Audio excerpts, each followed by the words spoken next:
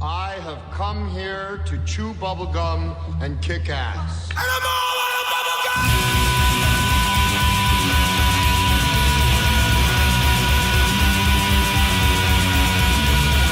Astro Radio Z is a horror, cult, exploitation film podcast by filmmakers, critics, musicians, journalists, and fans for the film obsessed. Here is your host, Derrick, Carey. Here we are, it's 2016, and we're going through another set of shitty films for you guys on Astro Radio Z. What franchise did you guys decide to bring on and make us watch? Because I did put the vote out there to all of our fans, all 15 of you. Well, I don't know, that's a little high. Maybe it's like 8. I think all 8 of you decided to choose The Howling. And let me tell you, over the last 2 years that we've been doing these franchise episodes, I finally am really fucking excited about talking about a grouping of movies. This is not to insult Mr. Scott Davis, who has gladly come on this show and decided to keep going with Astro Radio Z after a really brutal 2015 and the Vice Academy episodes. But The Howling, in my heart, is a very special and dear thing because I love werewolf movies. I'm so fucking excited to sit here and talk to you guys about what many consider to be the worst werewolf movies on the face of the planet. And I say, fuck you people, because I don't agree with this at all, because I love the Howling movies. But Scott, I'm going to say hi to you first because I called you out. Are you excited for the Howling movies after the brutal, absolutely dick-kicking in the dirt Vice Academy series last year? How are you doing? Well, we will see. You'll see my opinion of the Howling movies. They're complex. Now, that's something I bet none of my listeners has ever heard when anyone's referenced the Howling movies is they're complex. Well, it's just me trying to get my way out of this, so. We've really given you a complex about the Vice Academy series, haven't we? I still enjoy them. And fuck them. Fuck you. It's fine. They're good movies. They're good. They had humor that was almost offensive in the 50s, and totally inept, and an occasional boob without a shred of sexiness. Well, fuck yes.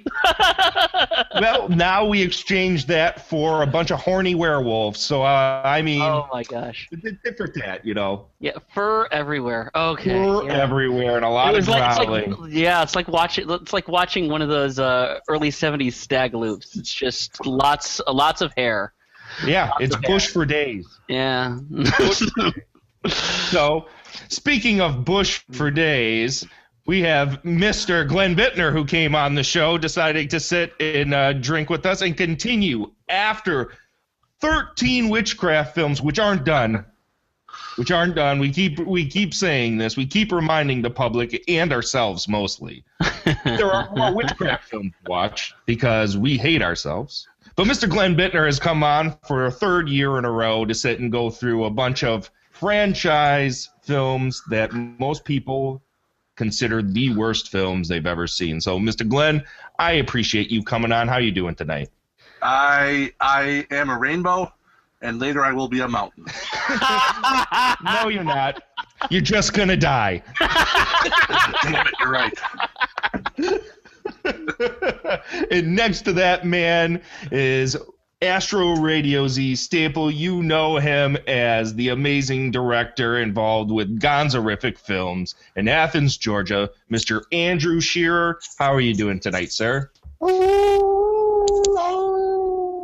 I'm good, Black. Yep, you know what that means. You know what that's translated to? Bush for days. That's what that Howling. I'm not afraid of it, dude. Not afraid of it at all. Well, hey, we're all fans of 70s cinema. If you did not like Bush for days, well, you're going to have a tough time watching some of that stuff. Hey, you are what you eat. You know what I'm saying? Oh. and back for some more after last week's Ash vs. Evil Dead episode. Mr. Seth Pollen of Celluloid Terror is here with us tonight. Sir, how you doing? Back for more punishment. Back for more punishment. We finally brought you on to talk about some sleazy werewolf movies. Are you excited to be part of this now? I am more than excited to be part of the Howling series talks. Yeah. What is it about the Howling that really gets you excited? Werewolves and sex and gore. I mean, hello, 3 for 3. Yep, it's stuff right up your alley, right? Absolutely. Awesome. Speaking of werewolves, sex, and gore, Miss Angelique, she has come back to sit and talk to us about some sleazy flicks. How you doing tonight, miss? I am wonderful. I'm so excited about this. Well, we do have you at least locked in for 2 more episodes after tonight. Right? I am going to warn you, this may be the funnest episode of the 3. I don't know. 8. 8 is pretty bad. That's what I'm saying. This may be the most fun episode. Oh, of the okay, 3. so you're talking painful. I like pain, though. Oh. I mean, Do we want to get into the subtext behind that comment? let's wait till the next porn parody episode. Get away from this porn parody talk. I was told by other members of Astro Radio Z that I shouldn't be surprised by the fact that the porn parody episode will be my most popular episode downloaded. And, of course, in varying formats, it is, in fact, the most downloaded episode across the board, across the world. So, big shocker there. So, yes, we will be revisiting the porn parody episode at some point this year. I don't know if we were going to do it for Labor Day or we were going to do it for Independence Day. Funny. We got to do it for some holiday, maybe Easter. You know, because that'd be wonderful. Rebirth. Yes, and Jesus it's comes bunnies. back. It's a holy day, that's for sure. that's a whole. No, but I love sex and I love werewolves, so I'm really, really excited about these. And last but not least, the man, the myth, the legend, the frou-frou drink king of Wisconsin, Mr. Mark the Movie Man is here, as always, to talk about some sleazy exploitation flicks. How you doing, my friend? Cattle mutilations are up. That's Wisconsin for I'm fine.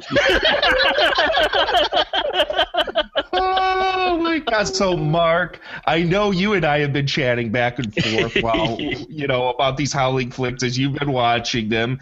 What is your level of excitement tonight about talking about these sleazy, horny werewolves? I'm glad to be part of the Amiga team. That's all I have to say. Oh my God! So, folks, let's go ahead and get right on into it, and we're going to talk about 1981's The Howling. What do you see?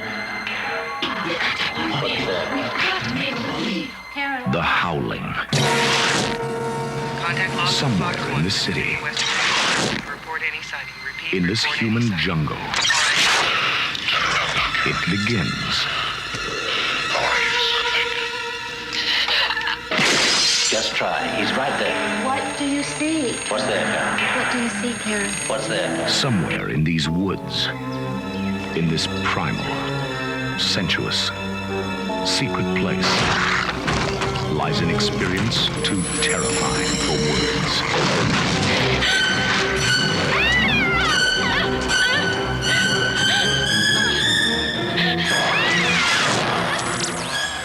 And now, all anyone can do is watch and wait. Tonight I'm going to show you something.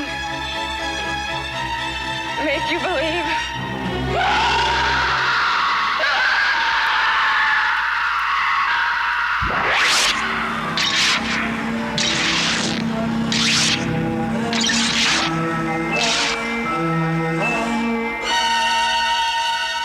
The Howling.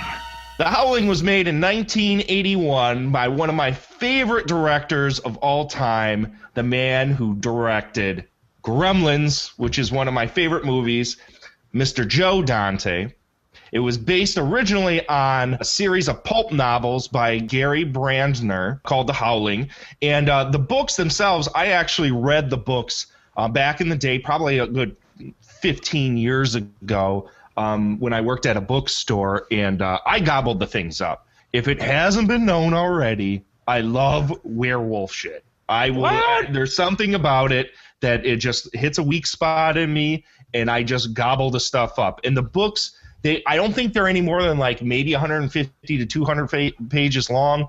Total pulp, straightforward, straight-laced, kind of campy exploitation books. Unlike the movie, which, you know, if you're familiar with Joe Dante, you know that it's going to be have its tongue in its cheek. It's going to have a lot of black humor, a lot of self-referential humor. It'll be horrific when it needs to be horrific, and it'll be comedic when it needs to be comedic, but it's always very stylish and well done. So here's the synopsis of the movie, and then I'll kind of fill in the blanks with what the similarity is with the books. The synopsis for the movie is, and this is from imdb.com, and let me tell you, folks, we got a lot better synopsises this year than the ones that Anonymous wrote last year for the Vice Academy movies. Those were hilarious. I'm sorry. Well, these actually sound like they are the movies we're talking about tonight, as opposed to somebody who is sitting with one hand down their pants and the other hand on the keyboard. You know, I'm sorry. Okay, I was busy. So the synopsis for The Howling is, after a bizarre and near-fatal encounter with a serial killer, a television newswoman is sent to a remote mountain resort whose residents may not be what they seem. The plot of the book is a woman who has nothing to do with television whatsoever. She gets raped, and then her husband and her move to a small town to get away, and the town is full of werewolves. So, I mean, there's a lot of similarities between the two pieces of media, but Joe Dante's Howling is quirkier. It's a little more stylish. It references a lot of old werewolf media. The film starts out, we have Dee Wallace-Stone playing this television newswoman who's been getting these letters and phone calls from this serial killer. So the cops get her and decide to do like a setup, like a stakeout, like she's going to go in and then they're going to capture this guy. Okay, guys, this is the jackpot. I'm on western between Ivory and Derrick. I'll transmit as soon as any calls. I don't like that interference. It's the best rig we got. Oh, no, it's all that neon out there. It messes up the signal.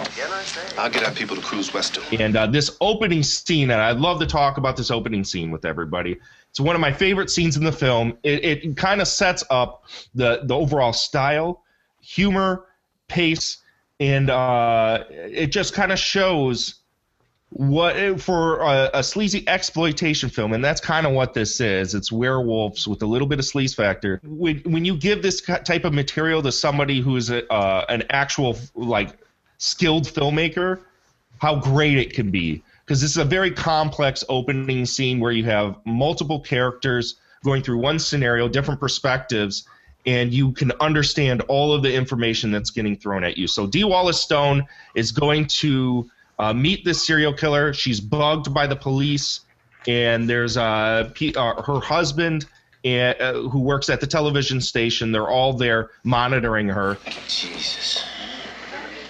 Did Karen see this? Yeah. Oh, shit. She never even mentioned seeing the victims. She didn't want you to worry. I'm worried. Andrew, how did you feel about this opening scene and how it was handled and how it built the overall tone for this flick? I thought it was cool, man. It was nice and mysterious, you know, and they were smart enough to know that Dee Wallace is a good actor, so, you know, actually give her some intriguing stuff to do, but, you know, it didn't lay everything out on the table, and you know, like today, they would throw the werewolves in, like, immediately, you know, like it would kill somebody, like, immediately, and you could tell that it's more of like a 70s, you know, more indicative of movies like that. The way that they did that, I thought was really cool.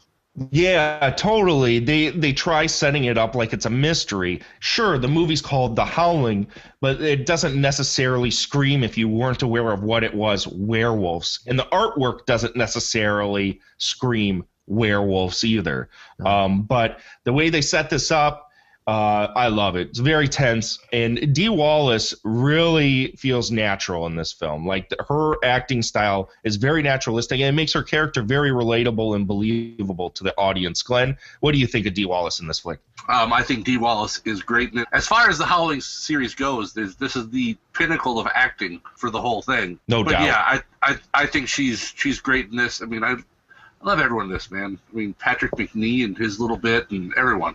So it's hard to deny that the budget level was definitely higher on this film than just about any of the other films. Dee Wallace ends up they end up losing the communication with her as she's walking to this porno store where she's going to meet Eddie Quist, who is the serial killer, in a peep show booth. Come on, Eddie, I know that's you. Yeah, I'm alone. Are you wearing what I asked you to? Good. Seth, what did you think of the peep show booth? I love the peep show booth. It really, I think for the audience, puts you in Dee Wallace Stone's shoes. It's completely out of her element, and you're just tense on the edge of your seat waiting for her to have a bad encounter, because we know her communication's out, but she's expecting the cavalry to roll in and end her nightmare. She didn't feel a thing, Karen. None of them do. They're not real, the people here. They're dead. They could never be like me. But you're different, Karen. I watch you on TV, and I know how good I can make you feel. I'm gonna light up your whole body, Karen. But I think it was really, really good choice to put her in like a sleazy situation like that. I was really shocked that they had actual porno scenes playing in the film. They kept that in there, and then you have the guy who plays Eddie Quist. His voice changes as you can tell. He's starting to transform into something else behind her. Mark. Well, actually, I'm just going to say real quick, because I plugged in the Blu-ray to watch this one. It's the only one I actually had like on a really good physical media copy of the series.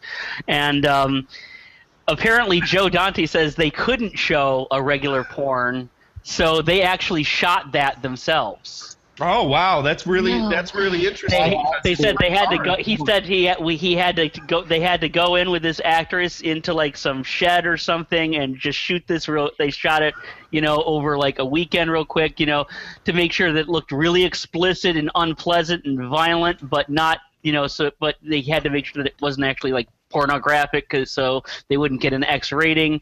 And he says, it just was not. He says, you'd think it would be a fun experience. It wasn't. You could tell he's just not into that at all. And he was. Well, I mean, I could have sworn that it was a shot from what was it called, the last snuff film. Oh. I mean, I was confused. I thought that was really footage from the last snuff film. Well, it feels that way. I mean, it really has that grimy feel. So is that Joe Dante's penis, or no?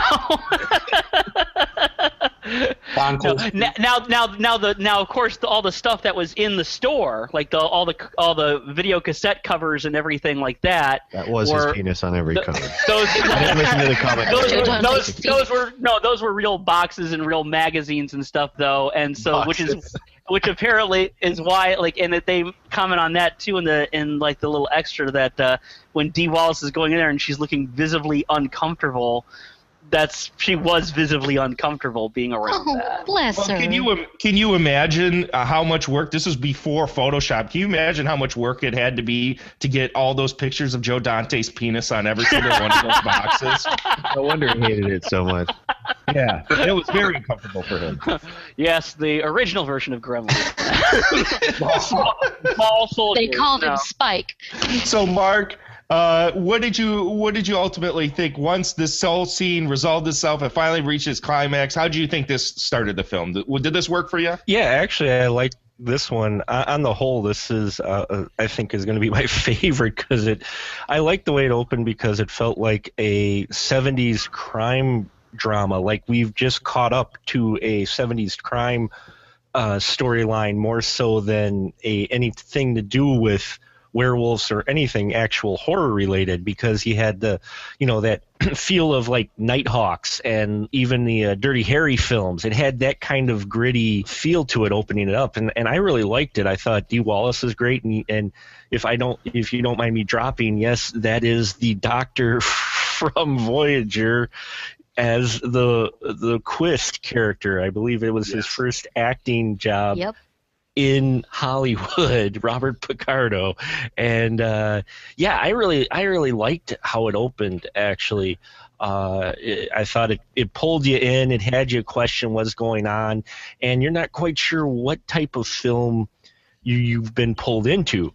Because you're not sure if what she's seen of him, the parts that she can see, are her imagination, maybe, or if it made up in her head, or if it's real, or what exactly is going on. So, yeah, I liked it. I mean, it pulls you in. It keeps you there. It makes you want to find out more of what the hell is exactly going on.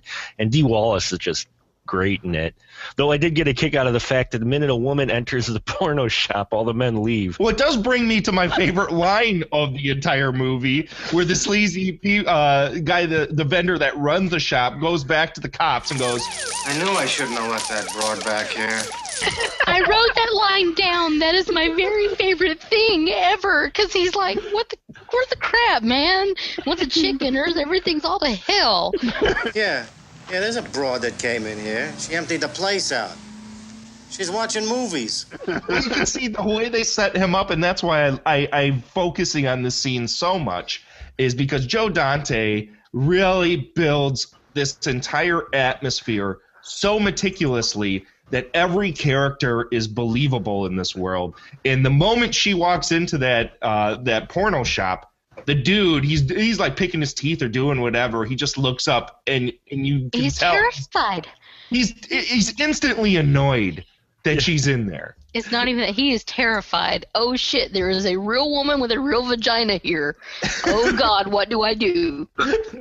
So what ends up happening is that Eddie Quist tries to kill Dee Wallace. Some young cop comes back and then shoots up the entire booth. How he didn't hit Dee Wallace, who knows? But they think they kill Eddie Quist, who was half werewolf at that point, but it's not explicit. And then her therapist decides to send her off to what's called the colony. I'm going to recommend that you go out to the colony for a week or two. Your place up north there? That's right. Now, I only recommend it to very special patients, ones who I think will benefit from its environment. It's a place where you can recharge your batteries. It'll enable you to try and get back to what you really are. What goes on up there?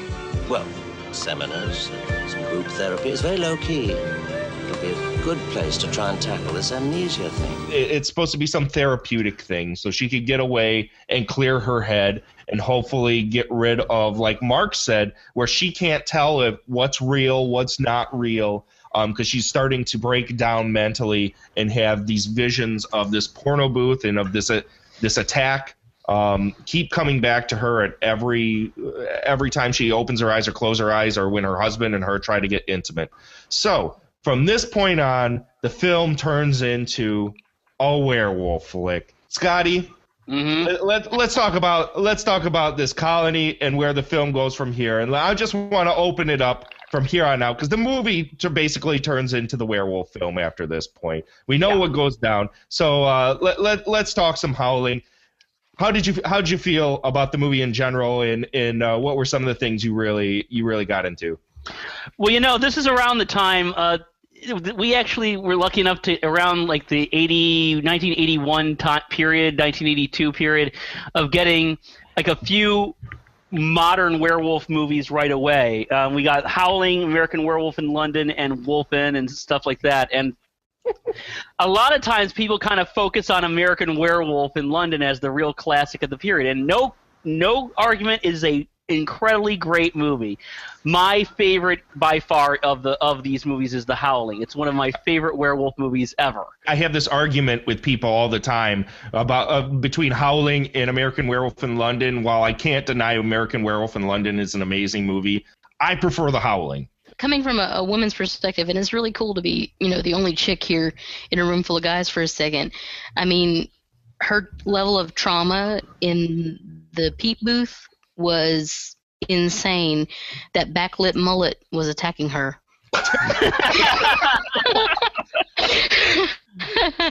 But I mean, her reaction to intimacy and everything, and then being sent to this colony where everybody's, free love and have a drink of this drink that's mysterious, and I'm not going to tell you what's in it. I mean, that's going to make anybody uncomfortable. But I mean, honestly, the difference between this movie and American Werewolf in London, yes, American Werewolf in London follows the more traditional, oh, you've been bitten by a werewolf and therefore you're a werewolf and this and that. Really great. Really wonderful. And I kind of share with Derrick's affinity to werewolf movies. I don't necessarily think that they're scary, but they're sad to me because the werewolf is something that you can't control. It's something that we all share, that there's always there's some part of us that there's something that each of us has that we just, it could be our affinity to movies, it could be affinity to booze, could be affinity to sex, could be affinity to whatever. We all have something within us. That's uncontrollable, and it just pops out at any point. Yeah, I mean, watching The Wolfman, I mean, I don't get scared. I weep because Lon Chaney Jr., it's so sad to me because all he wanted to do was be a good fella and to take this girl out and to be her girlfriend. And here Dee Wallace is, and in this movie, there's a lot of parallels to Don't Answer the Phone to me. That crazy grindhouse flick where the stalker was calling the newscaster, and so it throws that kind of noir detective thing in there, but it's crazy the way everything kind of devolves into horny werewolves. The American Werewolf in London is more with all of its quirkiness, it's more of a traditional werewolf story. And this kind of goes into a new direction. This also has a sense of humor, just like American Werewolf in London does, but the humor is a lot more subtle. It's like little sight gags, like having a copy of Howl on a newsstand table or something like that. One of the things it does is it takes you from this urban sleaze pit, and I'm a big fan of of urban sleaze pits of the mid 70s, early 80s. I love that whole era, that whole allure, because I kind of grew up near that. And that takes them and it takes you into the nice country. And of course, the country is the worst place for her because it's this isolated retreat. And it kind of it kind of riffs on the psychology and self-help camps and stuff from the Up With People, like be a better you person thing, and of the thing. And what it was doing was basically what that was it was all like the hippie mentality, some of which was very good, and some of psychology is actually quite good, and it was taking that and basically packaging it and commercializing it into like a book and a retreat and everything, and suddenly everybody's following this program and this regiment of repression, and they're repressing themselves. And I love the fact that they have this party and everybody's trying to act like they're free and everything, but they're hiding themselves. One of my favorite bits is John Carradine, who unfortunately he was a very working man actor, and so he took basically any part that was given to him pretty much for a long time over the years. And this is one of the rare instances, especially later in his career, where you can say, oh no, this is actually a really good role. And he just sits there and he's looking at himself, he's looking at the fire, he's looking at the youth. Can't go on like this. Damn teeth are sharp. Hell of a note. And you think when they says that, and later on very soon has a suicide attempt, you think, oh, he's talking about, that he's tired of living. No, he's tired of living neutered. He's tired of repressing, and he's tired of this, and it's a real switcheroo on you. And it's one of the great things that the Howling continues to do throughout its running time, is just being this thing where you think it's one thing and it turns out to be something completely different. And it's so clever, and it adds a really new spin on the werewolf mythos. I love this movie. Now, Andrew, did you enjoy the fact that this kind of decided it was going to live in a little more sleazier place than most of the normal werewolf flicks? Yeah, I mean, some good titty in it. I thought the nude scene's cool. How it turns into a cartoon, like that's pretty funny. It looked so bakshi. It looked so bakshi. Yeah, it really does look like rotoscoped. Like they're like, fuck the werewolf and we'll draw a cartoon over it. See what's like to fuck a Woody Woodpecker. It's pretty good. And I prefer that to the Rob Bottin special effects because like his werewolf makeups are good, but his the bubbly face thing is pretty fucking. It's stupid. I'm sorry, I don't like it. Yes, I think they gave him the job of special effects guy because Bottin looked like a werewolf, so they're like, hey, this guy do great with the effects. He looks like a fucking werewolf. Look at the guy, and then they give the other guy the job of the role of the husband because he looks like a werewolf too. We won't have to do much to him. I'm sorry, I forgot. Oh, I meant to say I got some trivia. Go for it. Trivia. So Gonzorific's first movie ever was a werewolf movie. Did you know that? Because I love werewolves. That's my favorite monster. Our first movie was a werewolf movie. That's awesome. I love them too. And here's another bit of trivia as well, is that, as you said, Mr. Rob Bottin was the guy who made all the special effects. He got the nod because Rick Baker, midway through pre-production, got called away to do American Werewolf in London. So he recommended that Rob Bottin come in and take over the special and he's effects. like, you know what, man? I think all werewolves have chewing gum under their skin. It's just, you remember, like, I know we'll probably talk about Philip Mora and Beast Within on the next one, but, like, you know how in the Beast Within, it's stupid as shit when that guy turns into a fucking birthday balloon. Yeah, big cicada, yeah. Well, and that and the Gremlins, when the water hits them, the bubbles that pop up with the little gremlins inside them. Melting, that looks good. Like Toxic Avenger makes sense because he's melting, and RoboCop makes sense because he's melting. Werewolf ain't melting, man. He's not like boiling water and shit. I don't know why. Like I'm watching it, and I hadn't seen Howling in a long time. Actually, I've met and interviewed D. Wallace in the time that I since I'd seen it, but like. And everybody knows her as E.T.'s mom, P.S. It's like either that or Cujo. Nobody comes up for Howling. I was the only one. They stay too long on the shitty, like, you know what I'm saying? Like, everybody's like, look at how good this looks. And you're going like, cut away, dude. It really doesn't. It really doesn't look good. There's so many really good effects. It looked good in 81, but it doesn't look good as good now. And plus it got upstaged almost right away by American Werewolf. Yeah, because they pulled the main guy, the guy you want to do a transformation scene. Yeah, there's some great. Oh, I gotta, before we go to the next person, I gotta say, I love the near dark looking burnt guy when he's all like, you know what I'm saying, like all burnt face. That's a good makeup. The one guy with the vest, where he turns into a wolf, that makeup that kind of looks a little bit like Thriller, like that's a really good. There's a lot of them that look great, and even when D. Wallace turns into a Shih Tzu, looks really good. But like, I just don't like that bubbly shit. I think she was a Pekingese, okay? Oh, so.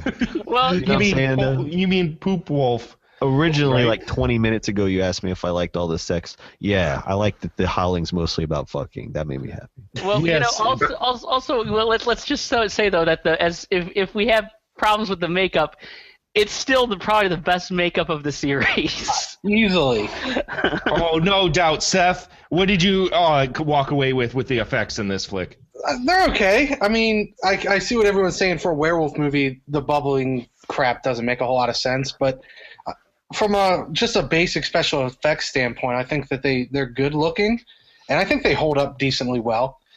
I agree with you, man. I don't know what all this hate on this Rob Bottin shit is. I think it's pretty fucking solid. They stayed too long on some of them. I still say though that I would rather see even the stuff that didn't look real, even the Bakshi stuff, I would rather see that than a lot of the effects of today. And I don't think is really bad.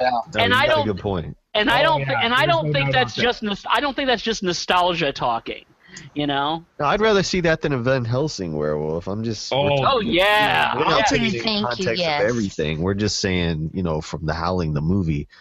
I was like, It's bubbling. Fucking what is it? I'll take practical effects over shitty cursed style. I wasn't trying to get into all that shit. I was just saying, you know, for the movie. I don't know what it had to do with sex either. I like the naked werewolf lady. She's pretty fine.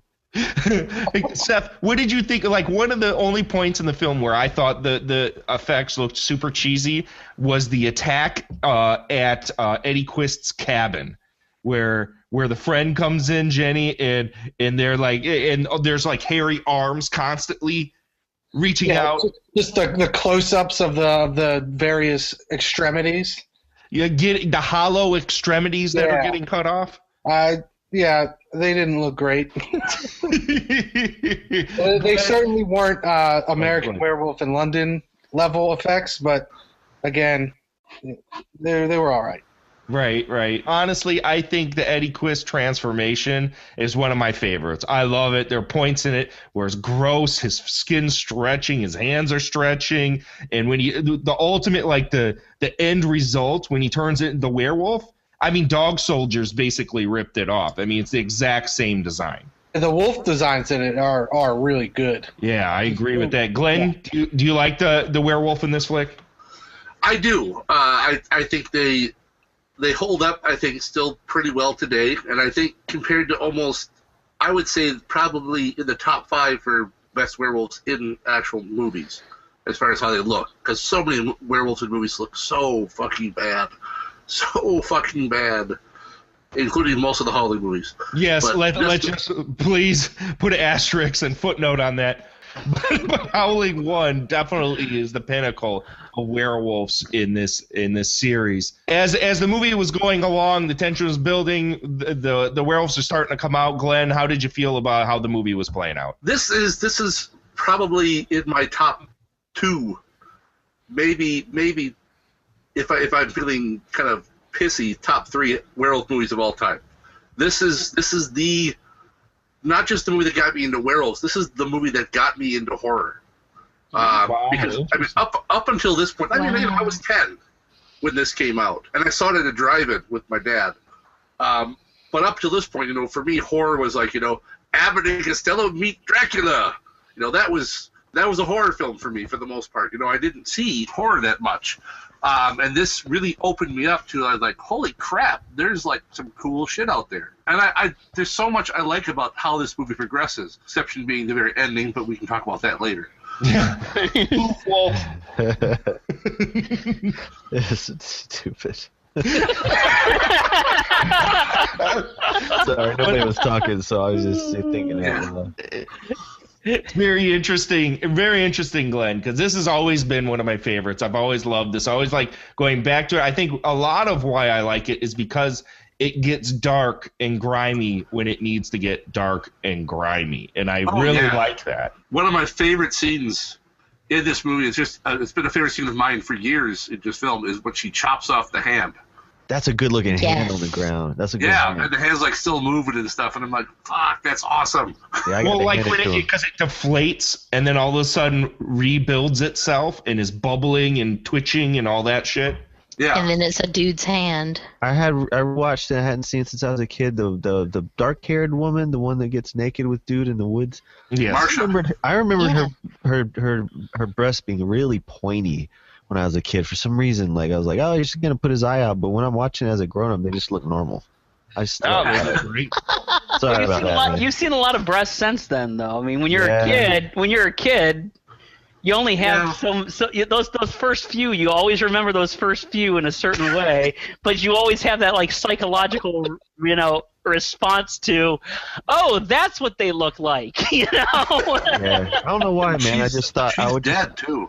Yeah, she. What? She cancer at like almost 20 years ago. Ah, jeez. I knew Christopher. That's so awful. Christopher Stone passed away too. I know that. So she was fine. She That's had a too good. bad. And her boobs were better than I remembered, and I don't know why. I just feel comfortable with y'all to tell y'all some shit like that. Well, she played the seductress of the film that seduces Dee Wallace's husband away from her and turns him into a werewolf. And what's going to be a mainstay of these Howling episodes is I have a segment that's going to be called Sure Sign You're a Werewolf. The first sure sign that you have turned into a werewolf is that if you're a vegetarian, you start to eat meat. And this is what happens because her husband, Dee Wallace's husband, Bill, all of a sudden, after he gets bit or has his, slimy, hairy werewolf sex with Marcia, all of a sudden starts devouring meat, and Dee Wallace and her friend are looking at him like, oh, I'm so sorry, I forgot to bring you a vegetarian dish. And he's like, no, it's all right. This tastes great. If I don't have anything to eat, I'll eat anything. Sure sign that motherfucker's a werewolf. Let's let Mr. Silent, Mark the Movie Man, who's been very diligent about letting everyone else speak and get their piece in. Let's have him. Mark, how did you feel this movie played out? I want to know where they're hunting to get rabbits that big. Holy shit. Yeah, I liked how it progressed and how it went on and turned into just this kind of grimy, feral, just like a werewolf, just this feral film where things just start getting more sleazy as they go along, which I think more so this one than American Werewolf in London set the bar or the tropes for your werewolf films after this one. Just the way the werewolf behavior in that are handled. I love the look of the werewolves, especially as we get near the end where they're all changing and they're coming out of the barn and they're chasing Dee Wallace. I love the look and the makeup that they did there of them. Yeah, it's fun. Again, it's Joe Dante, and he is one of the few directors, I think even to this day, that is able to put his tongue in cheek, but yet make you feel like they're not trying to be too hokey with the film, yet they are having fun with some things too. It's a nice balance. Usually a filmmaker goes one way or the other, either take themselves way too seriously or they go the other direction, and it's just, wow, they aren't taking themselves at all seriously. But Joe Dante, you can tell he's enjoying this film, but he also wants to make a legitimate werewolf film and not just some kind of cheesy, trashy thing. He put some thought into it and some care into it, And yeah, I love some of the subtle references too, like the Wolfman Jack line. I love the Wolfman Jack. I'm like, oh, hey, that was pretty doggone slick. You worked that one in there, Though I did have a problem with Dee Wallace's wife not thinking it's odd her husband just gets up in the middle of the night and leaves, and she's like, oh, okay. And she goes right back to Maybe bed. he had IBS and that was normal, Mark. It could be. She was also traumatized. I mean, that's the one thing you have to get down to the root of. Wasn't she also on pills? Wasn't she also taking pills at that time? Yeah, she was nuts. She was in no way in any kind of capacity to make any kind of decisions, like going to this colony or anything like that. So, I mean, at a place called The Colony. Nothing. Yeah, I know. I mean, yeah, the doctor. I mean, at its root, this movie is pure exploitation. Exploitation of a victim, exploitation of a species. Everybody is just feeding off of everybody else, and that's what makes it kind of a perfect movie. I have no complaints about the first Howling. No, I think it's very well thought out. I think it's very meticulous, like with the subject matter it's dealing with just the tone-wise. I honestly love this movie, and I do agree with Mark that Joe Dante was looking, even though, it still has those quirks of a Joe Dante film with the humor and such, he was legitimately trying to make a horror film. I agree with you, Mark, totally. Yeah, exactly. It's laugh or cry with him, but that choking scene, in all honesty, that one was intense where Quist is choking her friend in the doctor's office. Yep. I'm watching that going, holy shit. I mean, up until now, it's been kind of, standard, but that scene right there where he's choking the life out of her, that was really dark and really serious. I mean, you're like, oh, this makes me feel just a little uncomfortable, just the way the sound was, and the fact that it wasn't your traditional choking like you see someone flailing around or anything. I mean, he just slowly squeezes her throat. That's got to be my favorite kill in this film. Fella, those are real silver. I gotta check him with a jeweler to find out what the charge. Bill me. Crazy fuck.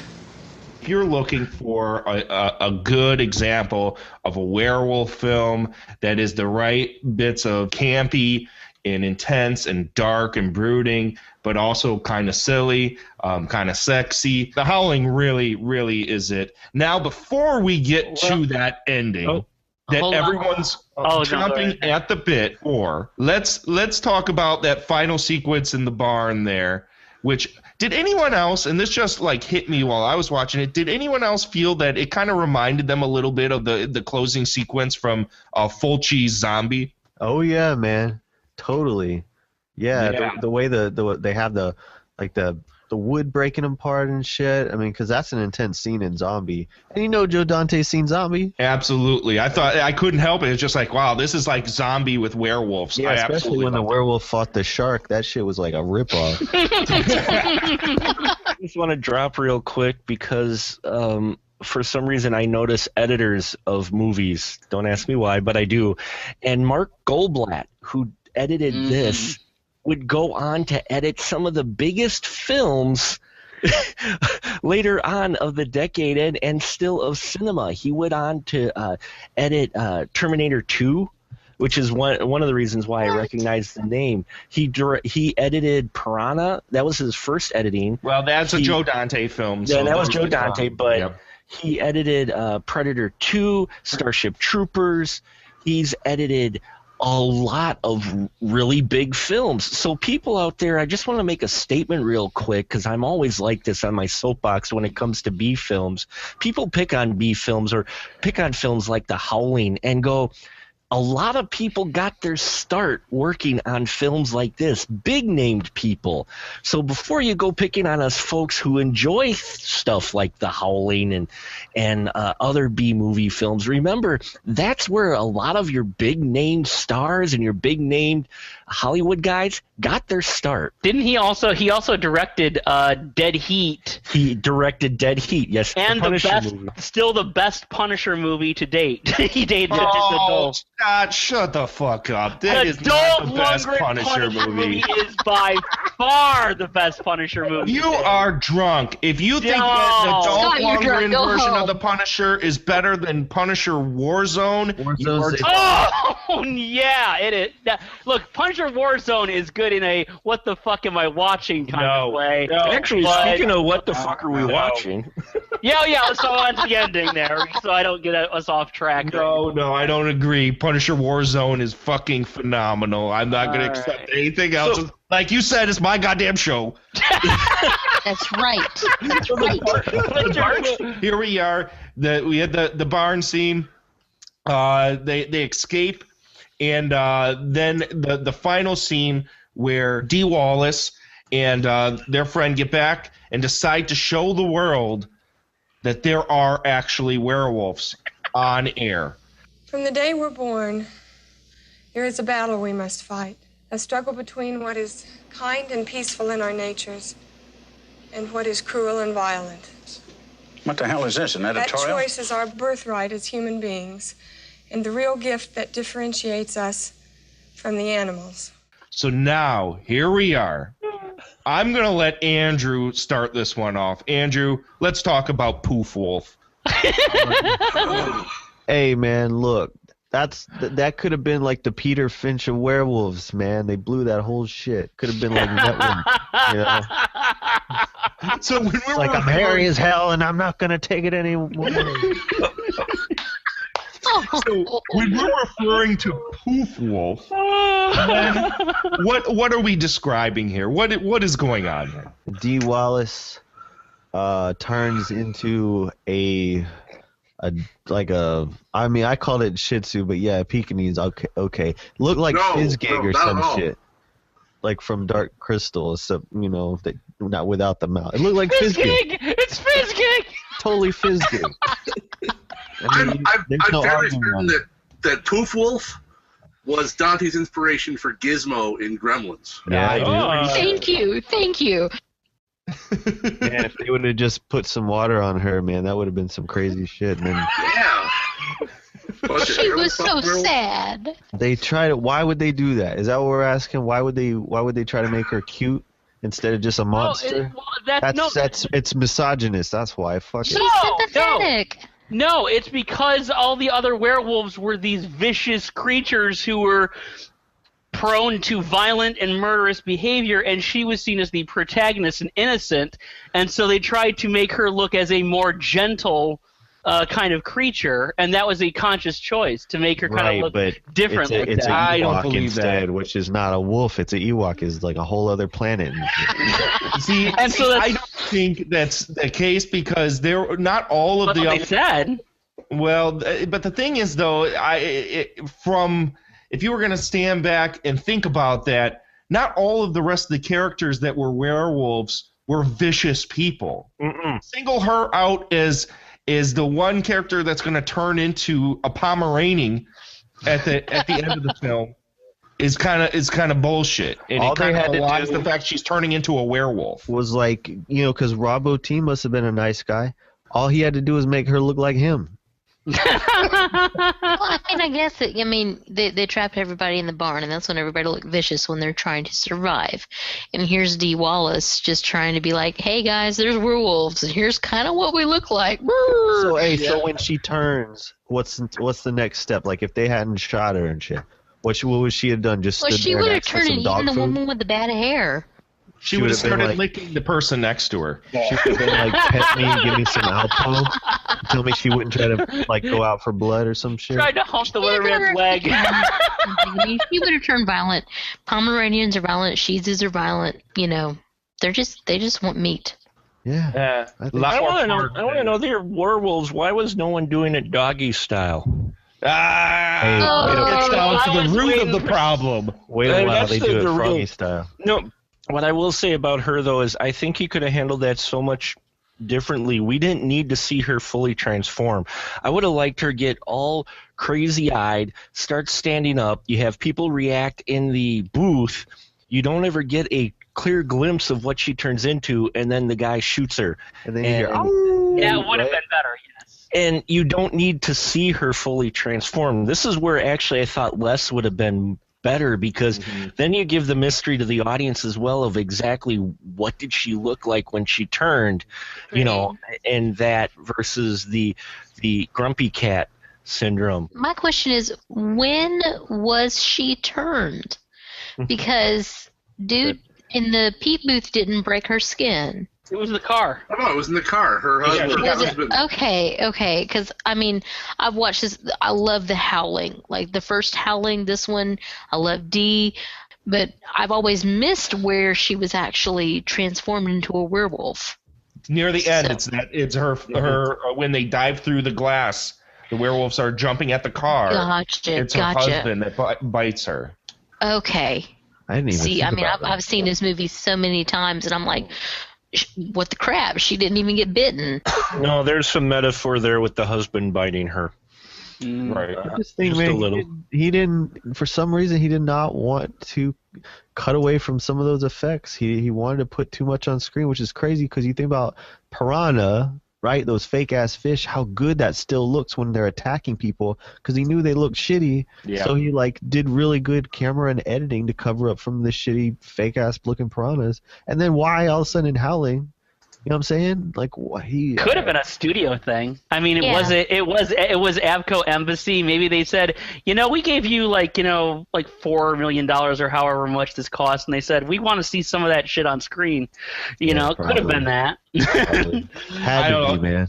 It was a poor decision. This is the only part of the film that I agree. I agree with Andrew wholeheartedly. I think this was that was a horrible decision, and it really ends the film on a note where. It's such a strong film that last werewolf is just shitty. I want to say though, I actually love this scene. I actually loved this ending. I agree with Mark though that I think it probably would have been better to cut away and actually not show what she looked like. Right. But I actually love the idea of the ending that she's going to do this. I don't like the necessarily showing what she looks like as much, even though I love the look on her face, that horrible pleading look. Well, her eyes. I think that should have been where they cut it. That should have been where they cut it, because the teeth and the look and the makeup there when she's looking back and crying is great. Awesome. Yeah, it's heartbreaking.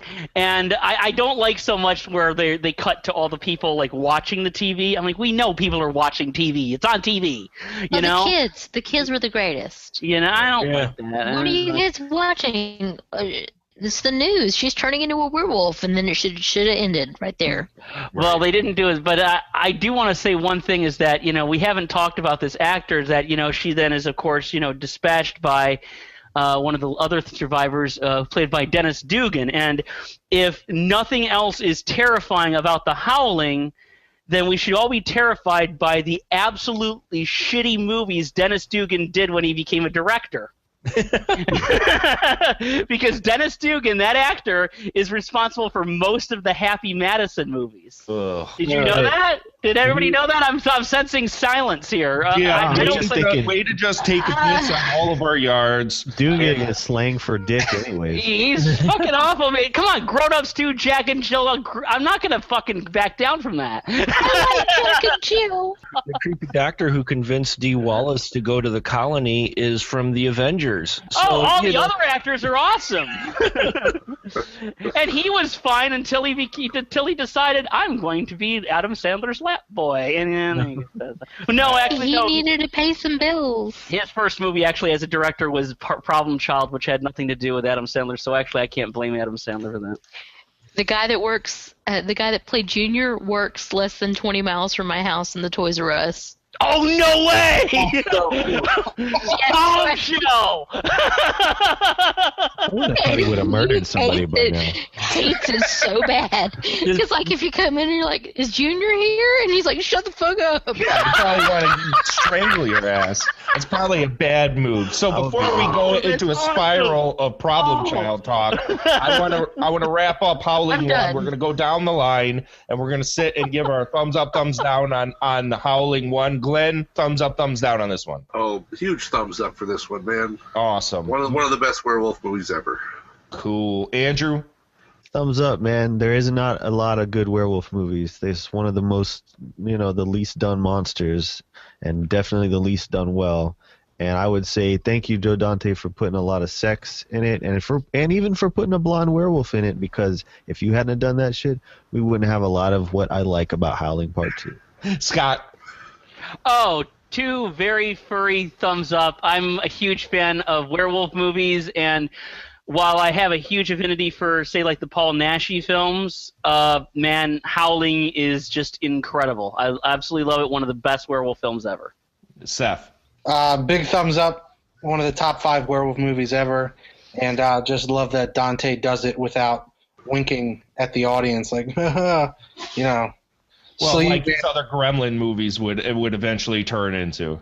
Right, exactly. We got quirky humor and horror and sleaze all at once without bullshit on top of it. Mark? I give it a big old hairy palm high five. I think this is probably one of the best werewolf films out there. Real subtle there, Mark. Real subtle there. Thank you. If nothing else, it's worth it for Mr. Kevin McCarthy, who would go on to play once again a TV runner, operator, whatever, in UHF in 1989. Thank you. So if it's just worth it seeing him play someone behind the cameras, 8 years earlier. But yeah, this film's a lot of fun, and definitely one of those, if you want to get into 80s horror, this should be one of your gateway films. Absolutely. Angelique? Absolutely big thumbs up. I mean, this is, like was said earlier, this is one of the top few werewolf movies out there. It's got that blend of comedy and terror and tragedy. Agreed. And I obviously, what I'm going to say. I'm going to say one big hairy werewolf boner up for this one. This is downright my favorite werewolf movie of all time. I've watched it so many times. It's by one of my favorite directors. And it has, I can't really expound on anything else that hasn't already been said by anybody on the panel tonight. I've had conversations and arguments with people that want to go toe-to-toe with me, like I'm wrong. Like I'm wrong for not declaring that American Werewolf in London is my favorite werewolf movie. Sorry, fuck you, dude. It's personal taste. And honestly, The Howling does it for me. I'm an exploitation film fan and a horror fan and a comedy fan.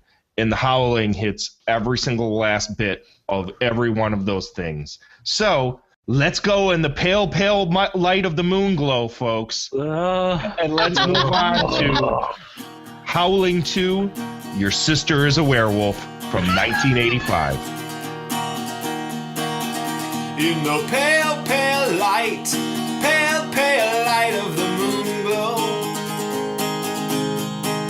I've got a hunger that's emotional, hunger that I can control. I'm alone now, in my room again, on the prowl now, through your dreams again, howling. Since the world began,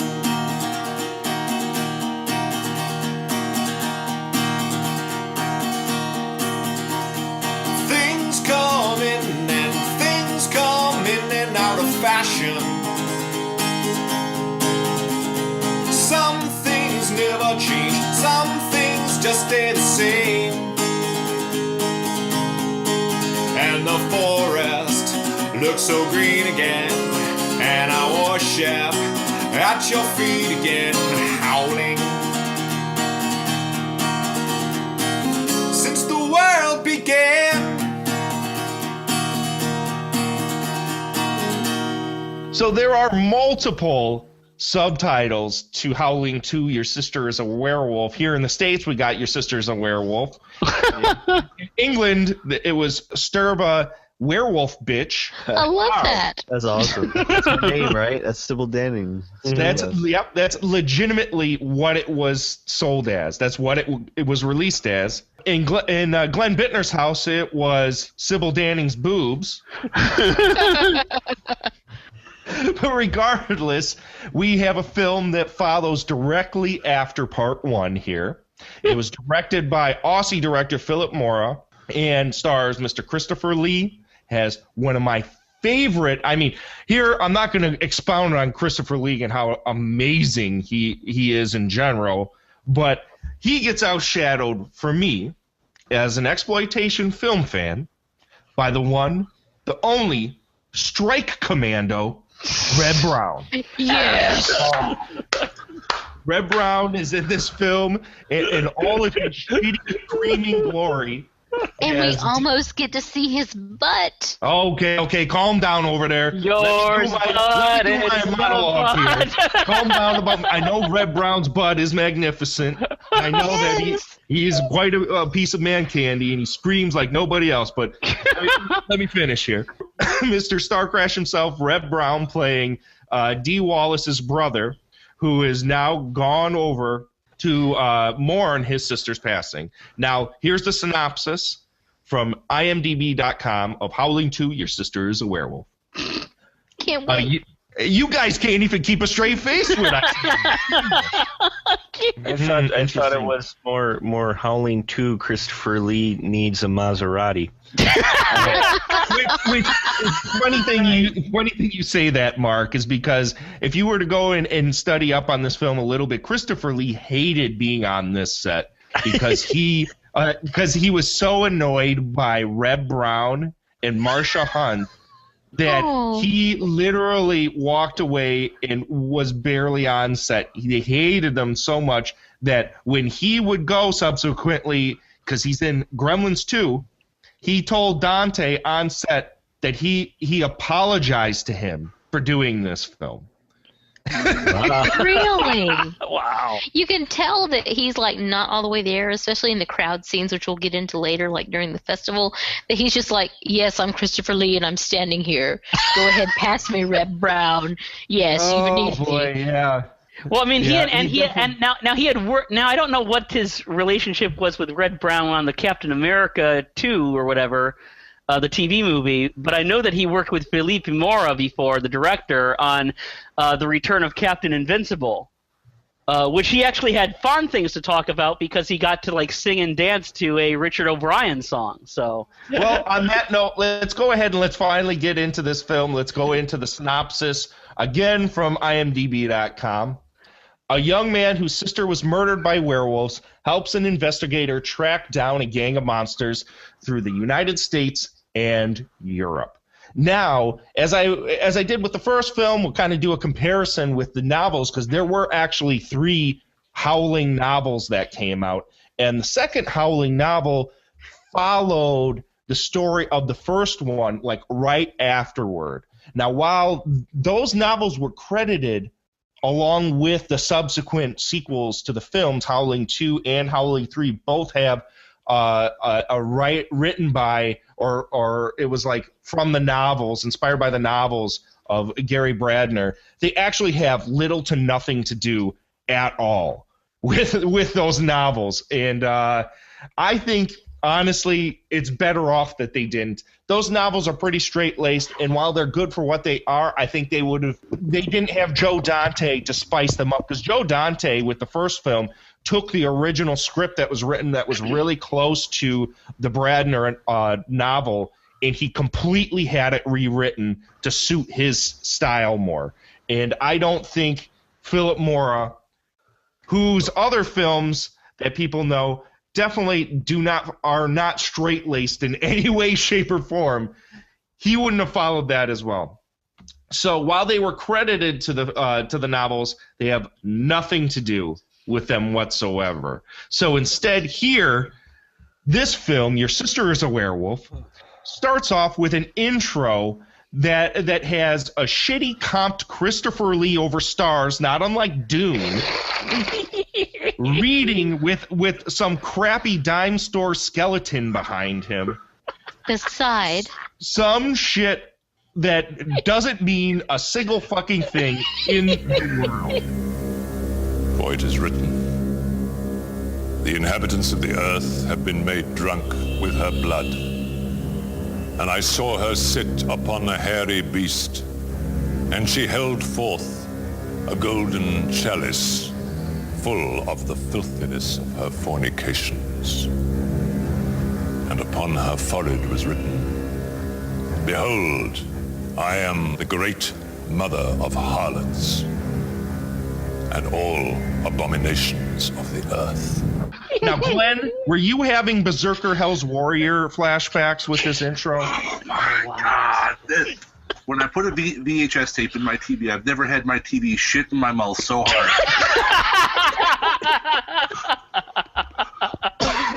Thorny in my logo, and then shit. It's like Christopher Lee is just floating in space with a shitty skeleton behind him, spouting off a bunch of crap. So this goes on. But it's Dracula in space. That's how awesome it is. Well, the thing is, which is funny about that, when you say it's Dracula in space, while we all know that Christopher Lee was Dracula in many Hammer films, his character in this film is far more reminiscent of Van Helsing than just about anything else. Mark? Yes. Yeah, I totally agree. He's like channeling Peter Cushing. Yeah, he was more Van Helsing than Dracula in his performance, definitely.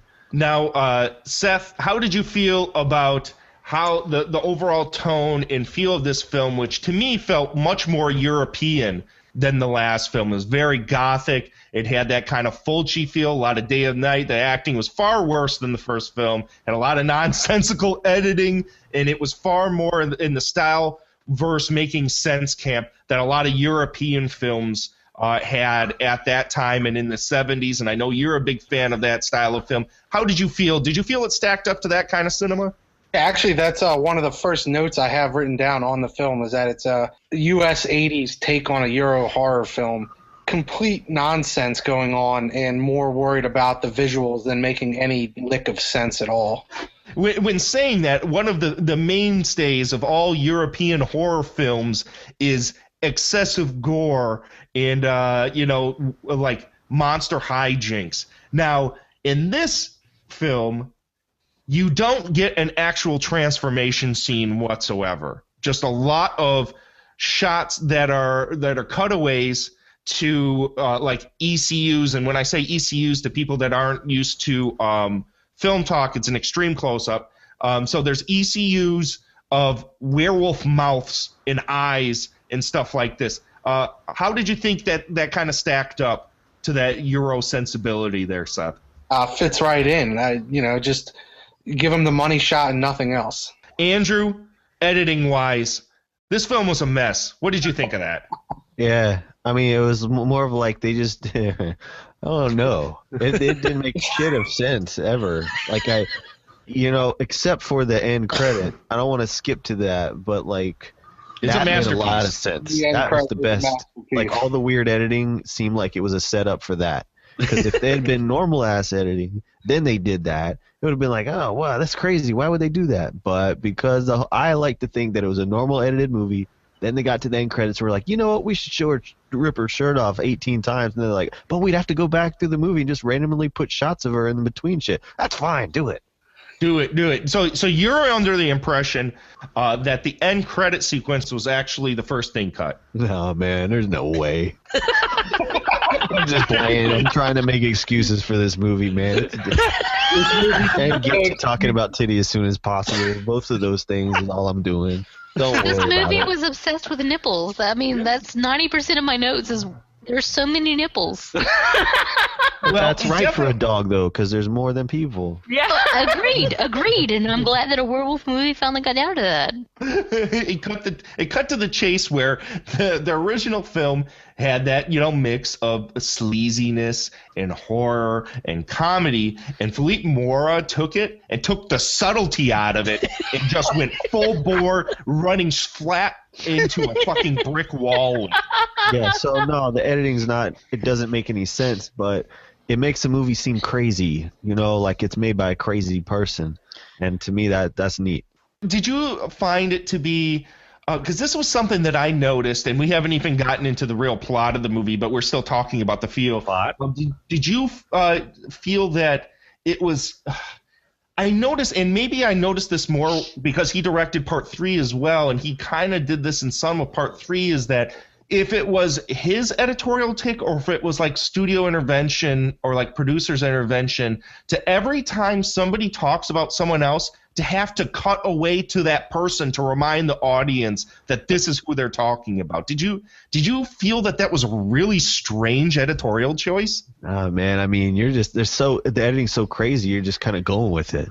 Like you're not even trying to, it doesn't, making sense is just the last shit you're thinking about. You're just like, hey, where's Sybil Danning? Maybe I'm talking about me. Sybil Danning in that outfit where she looks like Miss Marvel. My gut feeling about what that was is that this very much wanted to be the new wave werewolf movie. Not new wave as far as a new wave of movies, but I'm talking about the actual new wave music scene and all that shit.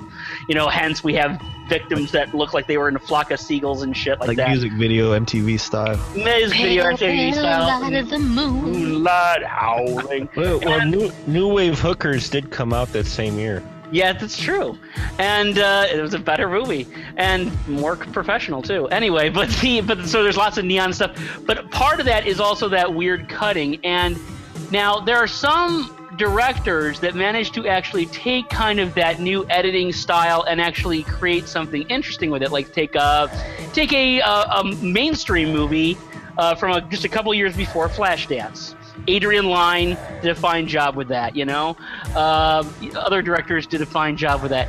Philippe Mora, not so much, and he's just saying I think I'll do this because this seems more hip and trendy and arty, and instead it's just basically hammering the audience over the frickin' head with nipples. Yeah, with nipples. I mean, those are the nipples that'll put your eye out right there. A lot of us before. And he just hammers it in, and it's just, it doesn't work because even the most patient film goer will think we get this, you know, we're not this dumb, you know, you don't have to keep on showing us this stuff, you don't have to keep on cutting away, and this is what it is. It's a lot of cutaways, a lot of inserts, and whenever he's like gets frantic that, oh no, I'm showing two people talking on screen, I better cut it up, you know, so he's just not patient enough to let a scene play out, because I think he senses how shitty the movie is or something. I don't know. I don't know if it's a matter of sensing how shitty a film is. I think it's more like what you started to say is that it was a conscious editorial style and a conscious aesthetic that he followed through on through the rest of the film. Maybe he's just on cocaine. Nobody said that. Maybe he's just on cocaine. Yeah. The 80s. That's also a problem. Well, that would explain why Reb Brown is in this movie. You leave Reb Brown alone. His butt is glorious. Okay, so here we go. We're back to talking about Reb Brown's butt.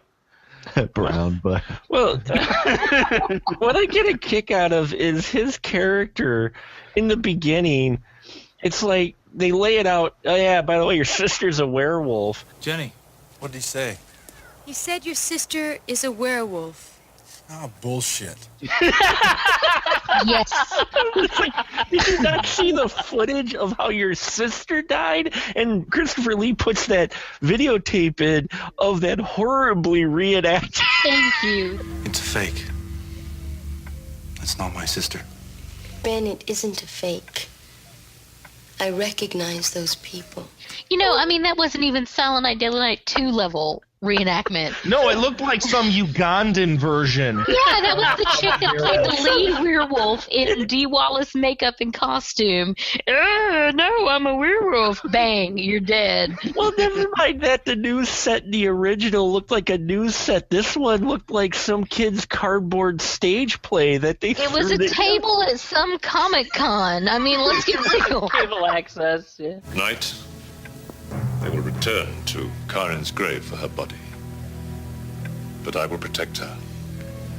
And I will prevent this blasphemy How? with this. How can you listen to this bull? I know that Glenn has been just waiting to talk about Howling 2. Glenn, give it to me. So far, it's shit in your mouth. But then you get Reb Brown in here and Christopher Lee, and the plot's starting to thicken. How did you feel about this as we went through this club scene where these horny guys are trying to fuck this werewolf chick? Come on, Glenn. Howling 2. There it is. Waiting for the sigh. Okay. I've used this term on my web series numerous times, and the term is awfulsome.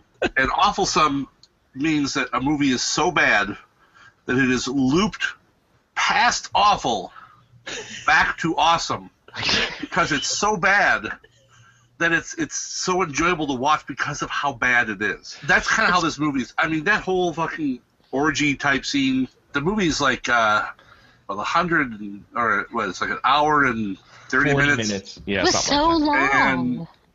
And like 48 minutes of that is Sybil Danning's boobs. Yeah. And the rest of it is Christopher Lee uninterested in where he is. I love that Andrew's response is, yeah.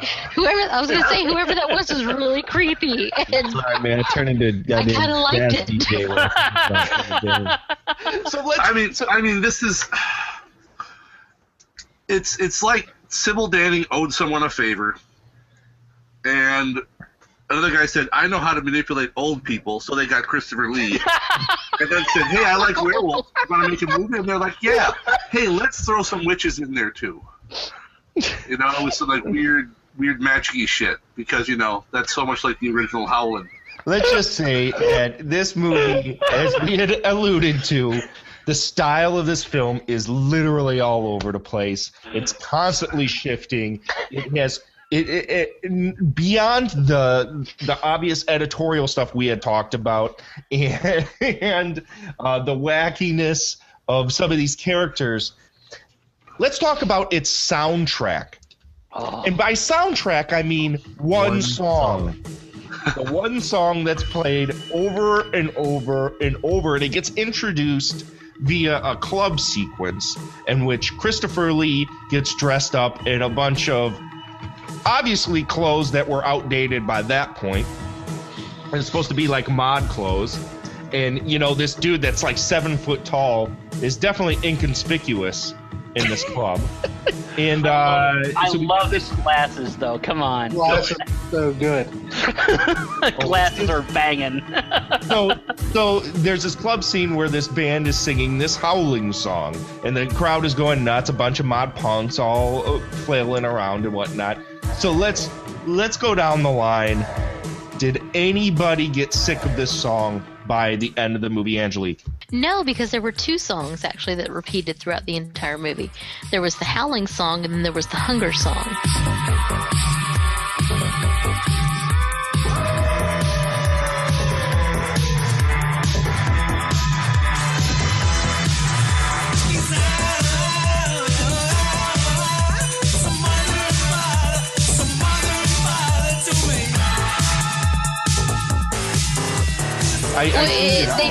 They sound very, very similar, but I'm an 80s music aficionado, so there were 2 distinct songs, but they were looped. And then it would go into, okay, now we're going to play the Pale, Pale Light of the Moon Howling song.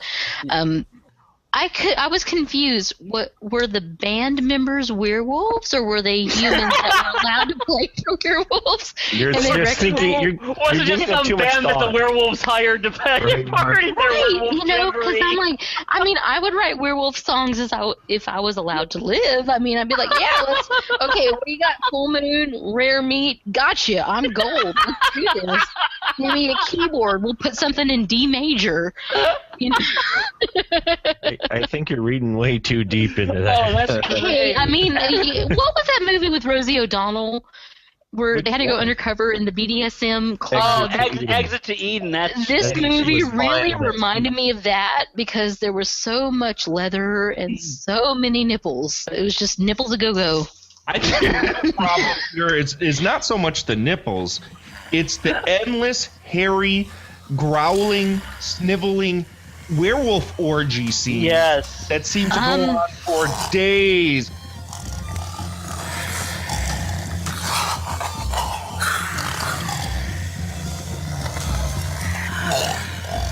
Mr. Mark the Movie Man, would you like to talk about the werewolf orgies? You know, that was just running through my mind right now, that werewolves have extraordinary stamina, for one, because you get that scene where Sybil Wolf, before her bush takes over her whole body,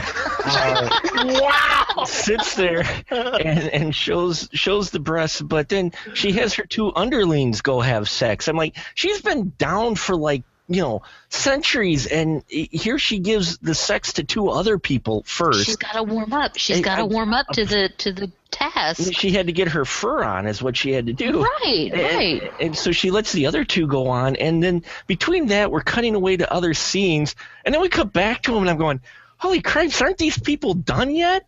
And they cut back to the scene some more, and then suddenly, just out of the blue, our heroes, his butt, and there was no bare red brown butt. No, it was close.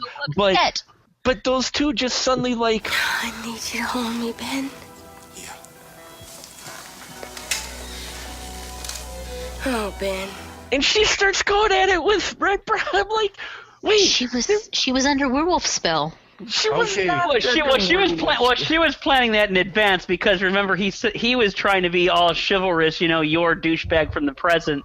And basically they were outside. Mickey had his handcuffs on and his tag from his mattress, and he was like, "Go for it." He was trying to be chivalrous and said like, "Okay, 2 separate rooms when they were checking the hotel." She's like, "Oh, my room." Oh no, one room, one room. I'm hitting that. I'm hitting that. Oh, Big yeah. McLarge What are you? She's gonna go all over Big McLarge huge there. Well, this brings me to this film's, and there's 2 of them in this film. This film's sure sign you're a werewolf, and that is during that scene while they're getting it on up in that bungalow at this 666. Yep, in room number 666. Reb, Brown, and Jen. Outside there is a werewolf. Sure sign you're a werewolf. You can smell sex in the air, even if people are in a house far away from you. You can just smell, you sniff in the air, somebody's fucking. Somebody's foot. So, in Sure Sign You're a Werewolf number 2 of the film takes place during the funeral sequence when these two werewolves are hanging outside of the church or outside of the mausoleum where this funeral is taking place, and one of them wipes his feet on the dirt like a dog who just took a shit. Thank you. Thank you. It's a sure sign you're a fucking werewolf. I was going to ask if anybody else noticed that, if anybody else had dogs, because I'm like, is he always pooping? Because he's always, doing that scratchy. Yeah, I don't know. I know we're jumping around here just like the movie jumped around, but I think it's appropriate, Mark. I think it's very appropriate. But in that beginning scene where she's in the coffin, I was trying to figure that out because, okay, she's comatose, whatever, in the coffin, and all of a sudden she wakes up and she's clawing at it, and then the next time she's comatose again. I'm like, is she awake or isn't she? Why does she keep going back to sleep? I'm like, she's a werewolf. She isn't supposed to be dead yet. Here she's like, oh my God, I'm in a glass case. Oh man, am I tired? Well, that goes into the question of embalming and funerary practices. If they removed all of her internal organs, they didn't. It would take time. Her. Well, I mean, autopsy, because she was shot on live TV. True. Would it grow back? It would take time for her organs, including her brain, to regenerate. Well, then why have her wake up then just to go right back to sleep, though? I mean, well, because she was prayed over. I mean, think about it. Think about it. If you woke up and you were in this movie, wouldn't your ass go back to sleep? No, I'd be too busy staring at Sybil Danning's tits. Yeah, but no, I mean, think about it. I mean, if it takes time for your brain to regenerate, and say her body's still in the church and they're doing the whole funeral service, when they do the prayer and the last rites and whatevs, she's been prayed over, and holy relics or something that plays a big part into this movie, including the Holy Hand Grenade of Antioch. Thank you. I was going to bring that up. So, I mean, she's consecrated, and that delays the whole werewolf process until, the stroke of midnight comes. Wow. Then her brain has grown back, all of her organs have grown back, and she's ready to go, showing her nipples everywhere. That's funny because I don't recall any of this bullshit happening in this movie. No, I'm reading a lot into it. That you really are, honey. No, that's you guys should go get a fucking room already. I think it was just really bad scripting. Honestly, I mean, it's really. I can tell you that. That's for damn sure. He missed a prime opportunity there to have her turn into a werewolf in the casket in the church, pop up and be like all roar, and then Christopher Lee could come running down with we've upgraded now to titanium titanium spike and just spike her. That would have been a great scene. Could you imagine this thing opening up with her in the casket turning slowly as they're doing the whole preaching thing, and then she shoots up and like bites the priest in the throat, and then Christopher Lee comes running down and jabs her in the chest with the titanium, and then our hero comes out and goes, I don't think she's a werewolf. Bullshit. Ah, bullshit. Can you make that movie, please? Can you just make that movie? Yeah, congratulations. Just like just about anybody else, you've made a better movie than Howling 2. I mean, but yes, again, titanium. Because obviously it's the strength of the metal that was the problem. And once you're old enough, you develop an immunity to silver, and then titanium, and then, I don't know, platinum, whatever. Well, it was I think the first film also played on some of the tropes of werewolves from the Universal films and of literature, that it wasn't strictly playing by the rules of that these werewolves have to change with the full moon, and that they only could be killed with silver bullets. The werewolves in this world and in the Howling world can change at will based on their temperament and based on if they're, because let's go to Sturba, played by Sybil Danning, who is the ultimate bad villain of this film, who is also Christopher Lee's sister by character in this film. Which means that Christopher Lee has to be thousands of years old, and they never address that. Do not just walk around that plot hole. Just walk around. I'm too busy concentrating on all the other people with bad dental problems in this movie, okay? So we have Sturba, Sybil Danning, in this film. She starts off as this old lady who they have all the werewolves congregate in this one place where they have big orgies, and they give her power back because they do this ritual, and all of a sudden she turns into Sybil Danning, this extraordinarily gorgeous woman with barely any clothes on, which I appreciated quite much. And she was nice. Yes, she was very nice. So this character comes in, Andrew, Sybil Danning. Yeah, man. Hey, you know how much I love women's prison movies and shit like that? Sybil Danning is just royalty from that stuff, man. And I don't really like the Howling movies that much. Like, not really. But I like Sybil Danning a lot. And so when I bought the Blu-ray of Howling 2 immediately because I want to see Sybil Danning in high definition, man, doing this stuff. And plus she's a blonde werewolf. I never seen that before. It's awesome. And that looked great. And anybody that's seen my movies knows who Dee Flowered is. She's the star of a lot of my stuff.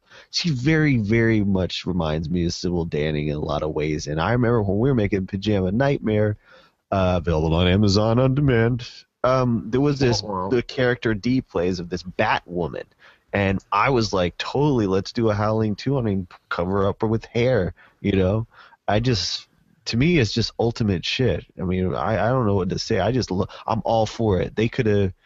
I fall asleep when I'm looking at Howling 2, but I wake up when I see Sybil Danning. What I haven't mentioned is that her titties have so much power that she can shoot lightning out and explode motherfuckers' eyeballs out of their head. I was going to get around to this. Is that she is so powerful. She's not only just a werewolf that gets sort of blondely hairy at times and has endless sex orgies. Yeah, with Mickey from Pee-wee's Big Adventure. Yeah, she also has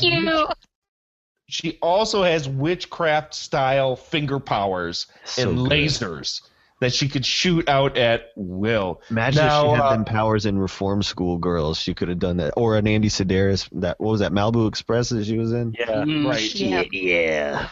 Yeah, it would have been good stuff. Now, Seth, what did you think of the werewolves in this werewolf movie? I don't know. Painful. He can't even speak. I brought the man to speechlessness. Had all this time to prepare. It's bad. But I love this movie. It's so awful and it's so enjoyable. Just looking at everything and how just completely full of shit everything is in this movie. From the sets to the makeup and the effects and everything. It's just so awful, as Glenn put it. But, yeah, I think that's a good way to put it. Now let's go specifically straight to those werewolves. These fucking people that are just barely covered with fur. How did you feel about these? It was lazy and half-assed, and just like the rest of the movie. It's very indicative of the rest of the movie. Glenn, did you like these werewolves? Werewolves? Those were werewolves? Well, there was this epic scene later on once, Christopher Lee and Reb Brown, who are teamed up together, yet for some reason, those two and Jen form this group that are out to try and destroy Sturba. And they, for some reason, they have no plan at all. They're constantly running around on their own while all these werewolves are trying to destroy them. And they're a group. They could work together. Nope. They're constantly in peril, left and right. Now, eventually, Jen, the romantic interest, gets kidnapped because some rapey, creepy Euro guy leads her into the woods, saying Reb Brown is out there somewhere, and of course tries raping her. What are you doing?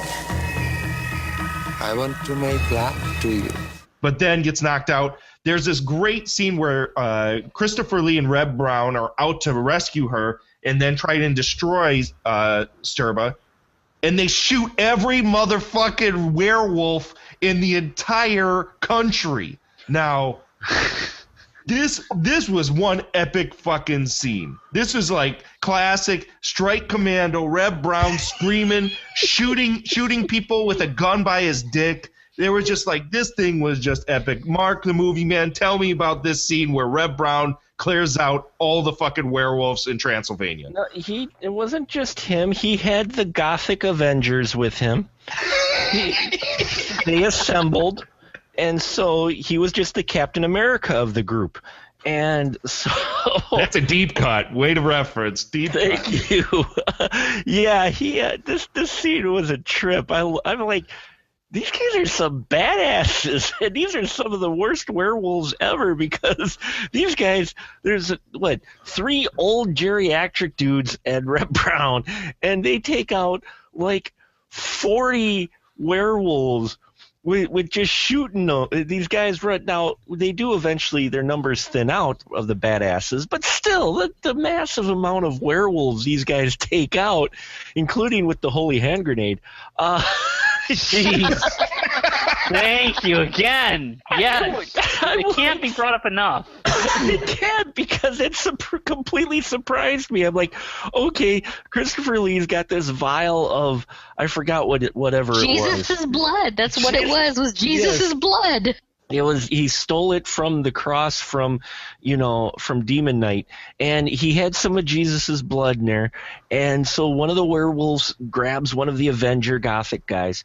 Reb Brown, he grabs him. No, he grabs the old guy and pulls him into a pit. Oh, the priest. That's right. I'm sorry. He grabs the priest, and so he grabs the priest, and the priest is in the pit with the werewolf, and they're writhing around or whatnot. And Christopher Lee just nonchalantly walks over, pulls out the red vial of cranberry juice, looks down, and he just. And he goes, okay, let's go. And they walk away. There's just this huge explosion from the vial. And I'm like, damn. 1, 2, 5.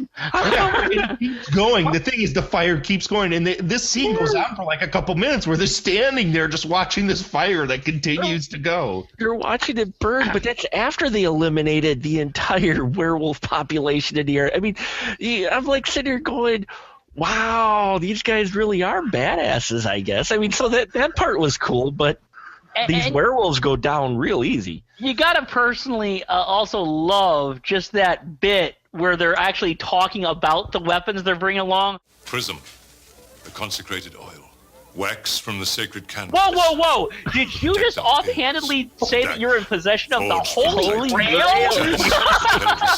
That's Hush. I mean, Indiana Jones found it 3 years ago. I mean, relax. Yeah. It's not made of titanium. It doesn't matter. I mean, bury the lead. Why don't you? I mean, and then they show all those, and they show all these bladed medieval weapons, and then they're like, oh yeah, then we got this rifle. Of course, Reb Brown goes right to the rifle. That's more my style. That's how Reb Brown agreed to this part. I'm sorry. Of course he did. Because he's an idiot. No, he wasn't You the hush. smartest guy. He was the smartest guy. He's looking at these medieval weapons going, that's going to kick our ass. That's going to kick our ass. Oh, you got a rifle? I'll take that. Yeah, like, exactly. You lead with that. You have creatures that jump and have claws, so short-range combat with tiny little knives is probably not preferable to a long-range weapon that can shoot from yards away. And one of my favorite scenes, parts of that sequence where they literally eliminate every single werewolf is Reb Brown shooting him and screaming,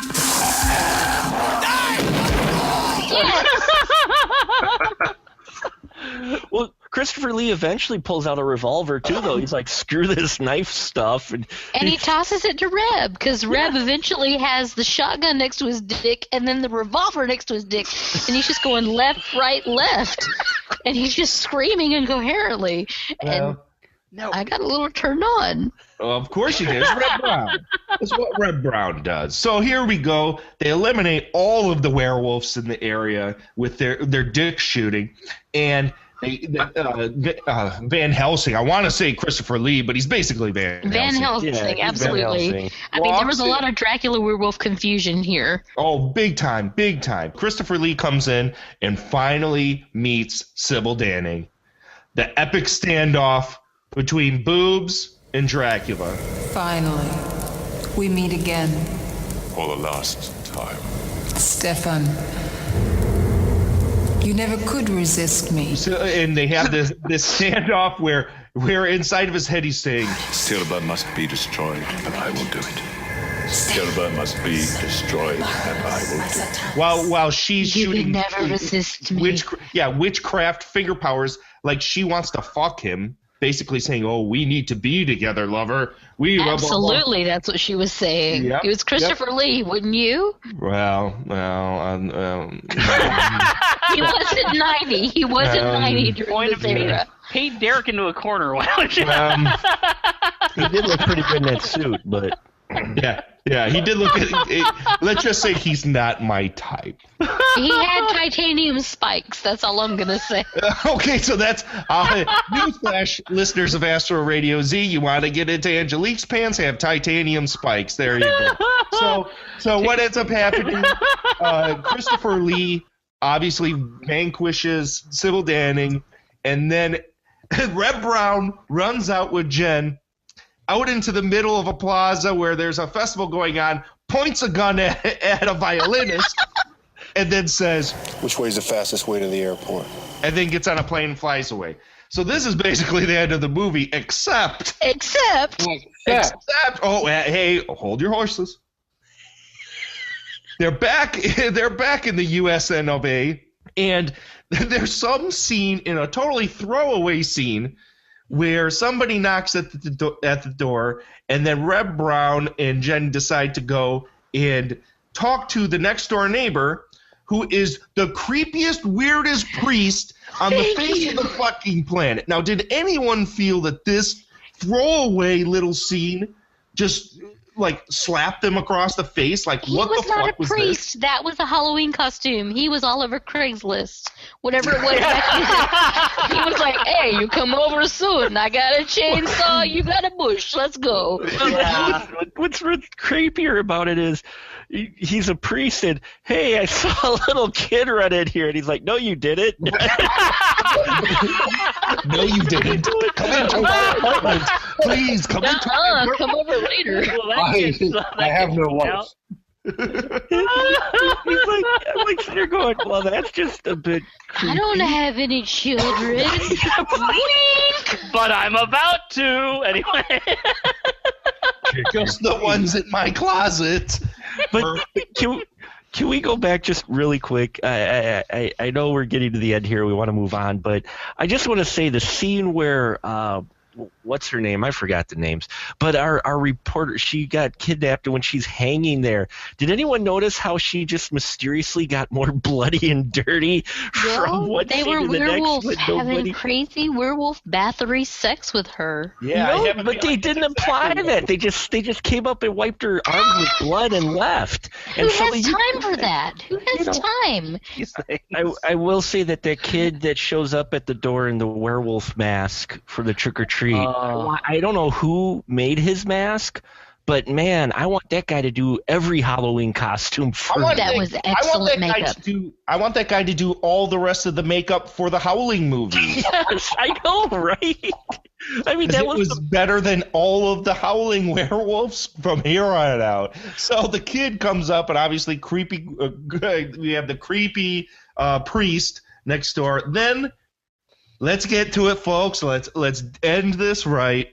We get to the epic end credit sequence, immortal credit sequence of Howling 2, which is probably well known for beyond anything that we had just talked about, where we are then treated again, recycled, because this is a main thing that happens throughout all of this film, is that they recycle so much footage in this movie over and over and over and over and over again that we then see the club sequence again with the epic Howling theme that we've heard 15 times before in the film.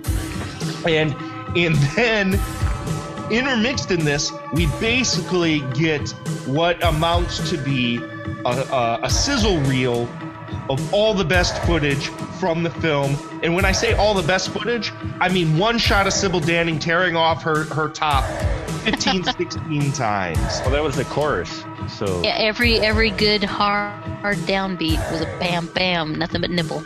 Absolutely. Mr. Andrew Shearer, would you like to wax nostalgic about this end credit sequence? Wax. Yeah, dude. Hey, check it out, man. You gotta remember, this movie came out in the VHS era, back when you had to rewind and slow motion, and you know what I'm saying, one boob in a whole movie.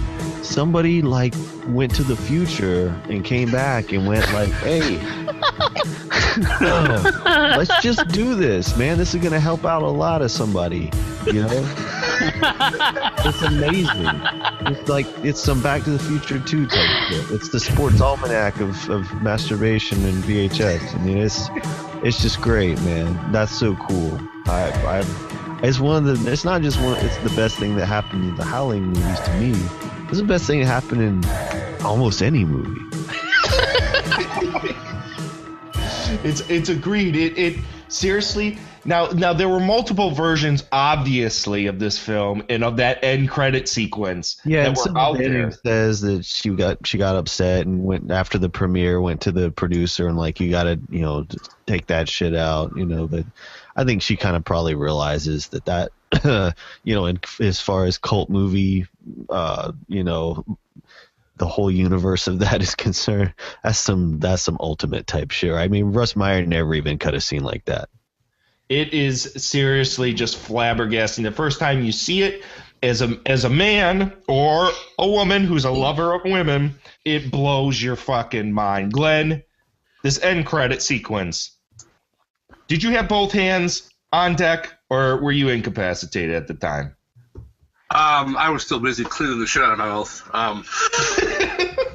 By this point, I had probably less interest in the Howling 2 than Christopher Lee did. It's really hard. The film is nonsense. So let's go ahead. I think on that note, let's go ahead and give her thumbs up, thumbs down on this across the board. Angelique, we'll start with you. I have to give it a thumbs up simply because of the sheer audacity and ambition of everybody in it. I mean, come on, you've got Christopher Lee in it.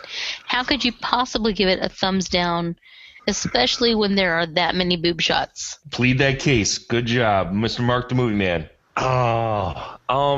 I can't give this a thumbs down because Christopher Lee's acting in a completely different movie than everyone else. Thank you for validating me. He is making some movie. He's gone over to his happy place and going, I can't believe I agreed to this. This is the movie I'm making. I don't know what the hell these people are doing, but this is what I'm going to do. And up until the final scene with Sybil Danning, it's like Christopher Lee's just doing his own thing. I enjoyed Christopher Lee in this.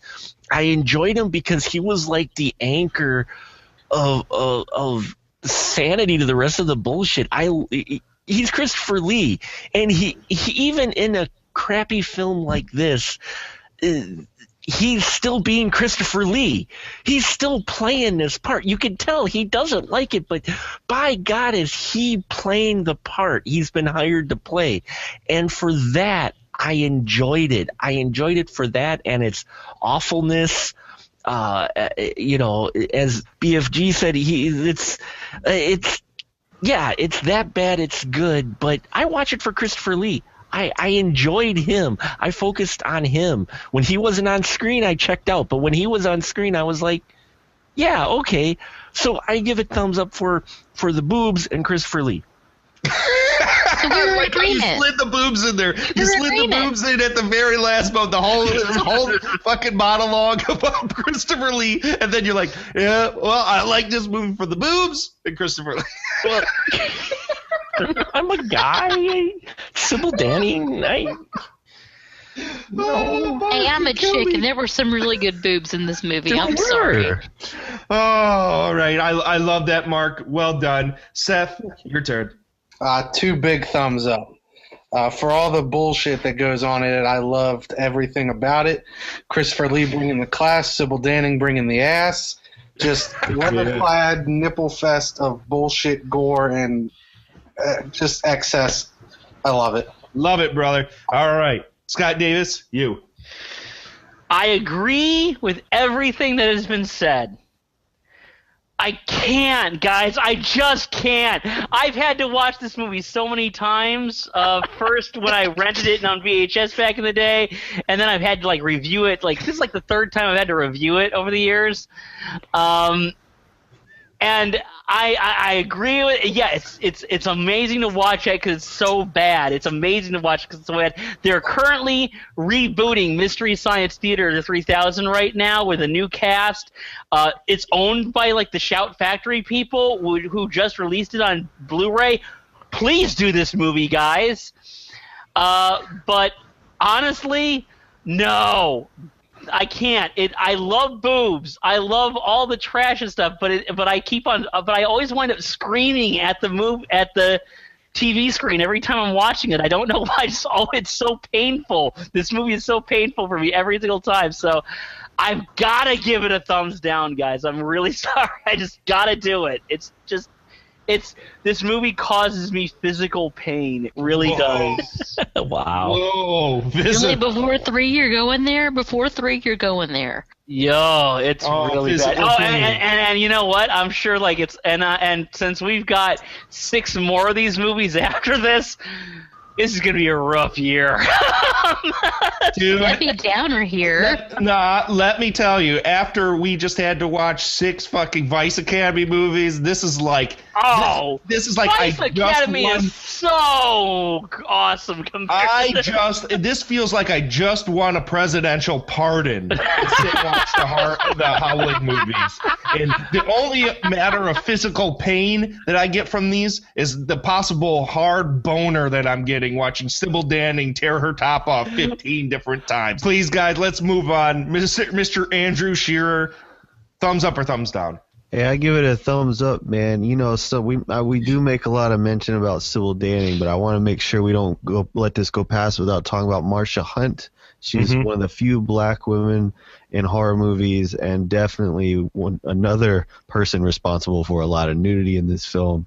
Marsha Hunt was with Christopher Lee in Dracula AD 1972. Yes. And probably best known for, supposedly, she's definitely the father of one of Mick Jagger's kids, but she supposedly the song Brown Sugar was written about Marsha Hunt.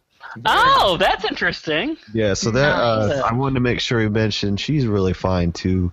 And bring some of the nudity as well for the movie too. So I want to make sure we mention that. Definitely, she's awesome in this flick. So, Glenn, thumbs up, thumbs down. I gotta do a thumbs up just solely for the fact that you can watch this and find out what Hammer horror films would have been like if it was made in the late 80s. Yes. With nudity. Exactly. I couldn't agree more. I also give this a huge thumbs up. I watch this movie all the time. I literally, before it was decided that we were going to do the Howling series, I had just watched this movie on my shitty old VHS that I showed before, and I watch it at least once a year or once every other year. This movie is just pure hijinks. It's just what shit film fans salivate for. It's got hokey monsters, tons of action. Reb Brown, how could you Reb Brown instantly in a movie puts the camp level past the roof. You already know what kind of movie you're in for at that point.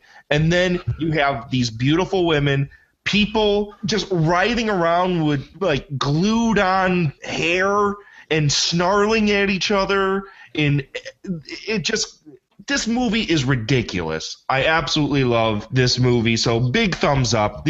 You're getting on this episode extremely happy, Derrick, because as we're moving on to the third part, you're going to find out I really like these 3 movies. So next, we're going to talk about now Howling 3, The Marsupials, made in 1987.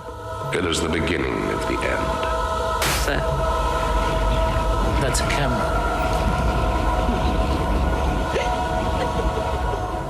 What's so funny, fella? Werewolves loose in the Soviet Union. Do we tell the powers that be? I'm not telling them. It's not the full moon that makes you wild. The moon doesn't do it. You realize what this means, Sharp? A new species of human.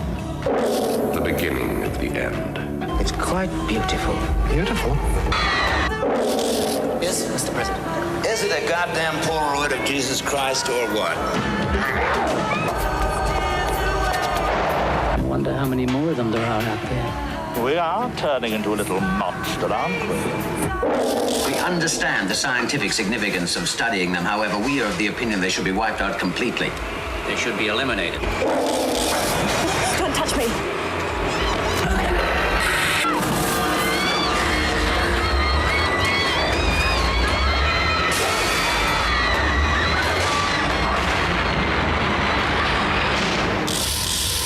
Howling 3.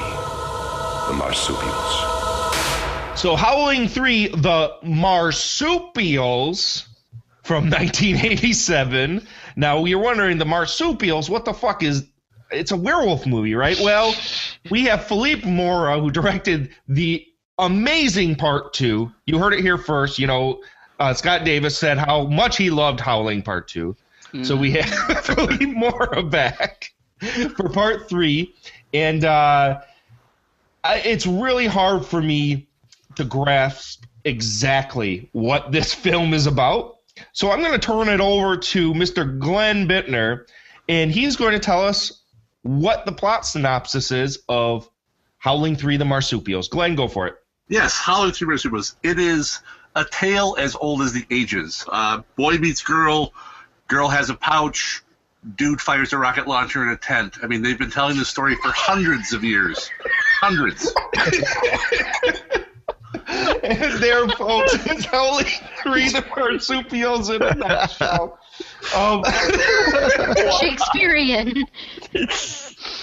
I'm crying. I'm crying.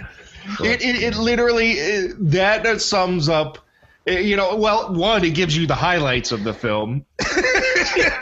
But just in general, this film is batshit fucking crazy. If you ever saw any exploitation film, you know what you're in for. Say you saw a turkey shoot, and you're like, oh, fucking A, I love this film. Some people saw as Escape 2000, where you're like, I need more like that. Howling 3, The Marsupials will fit in quite nicely, because this is actually has nothing to do with the previous film.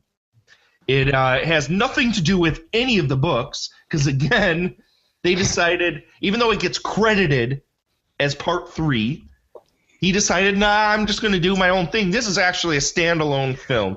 And Philippe Mora must have had a deal already to make this before Part 2 came out, because I can't imagine after Part 2 came out, anyone would get the nod to make another one. Oh, the producer talks about this. He for some reason there's an extra on the Blu-ray of Howling about where the producer just talks about every single sequel really briefly, and he must be the most affable guy in the world because he doesn't hate any of them except for maybe the 7th. Which he didn't have anything to do with. And he said, yeah, Philippe said he would like to have a shot to do another Howling film based because he feels he kind of screwed up the Part 2. I don't know what he's talking about. I thought Part 2 was a really good movie. So he decided. So Philippe decided he gave Philippe free reign, and since Philippe Mora is an Australian director, he made a quintessentially Australian werewolf movie. Yeah, it couldn't be more Australian if you tried. I mean, werewolf in quotation marks, as you can hear through everyone right now. It is not necessarily a straightforward werewolf. Now, as Scott had just alluded to, Philippe Mora was disappointed in the way that the second film came out because the film was recut with more boobs that he didn't add into there. And he wanted to rectify this by making a PG-13 werewolf film. He raised all of the money, and he had complete control of the content. So what does he make? As Glenn said, he made a film where werewolves are marsupials and have pouches.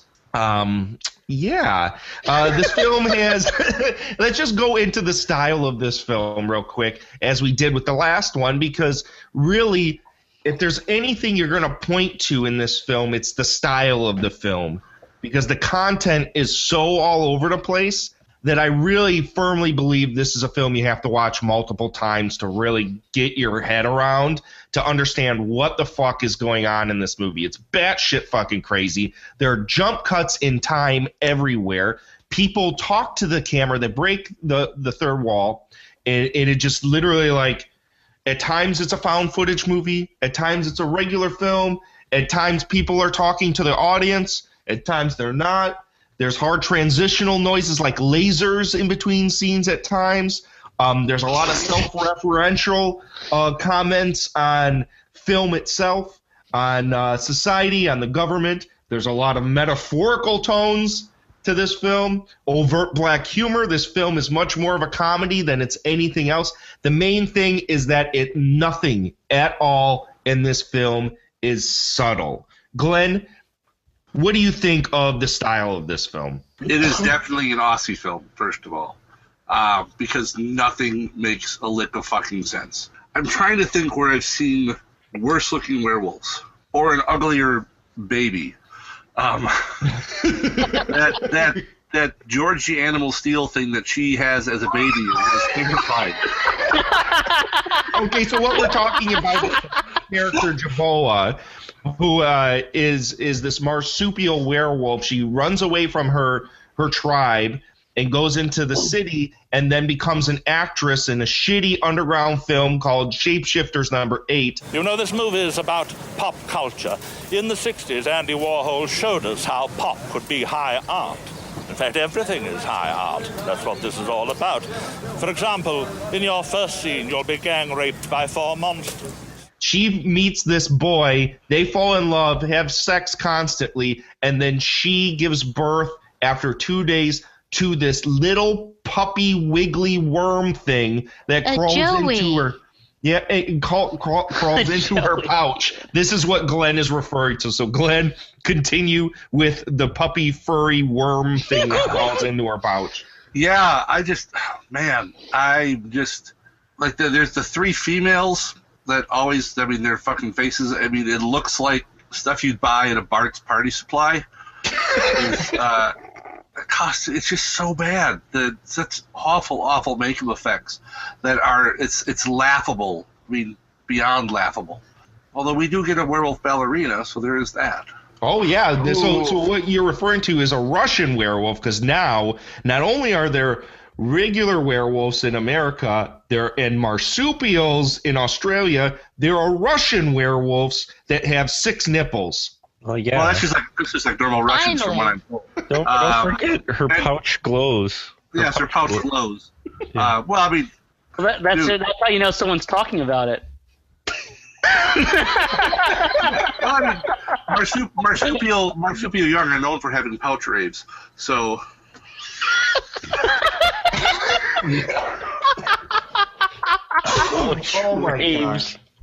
Oh my gosh! So here we are.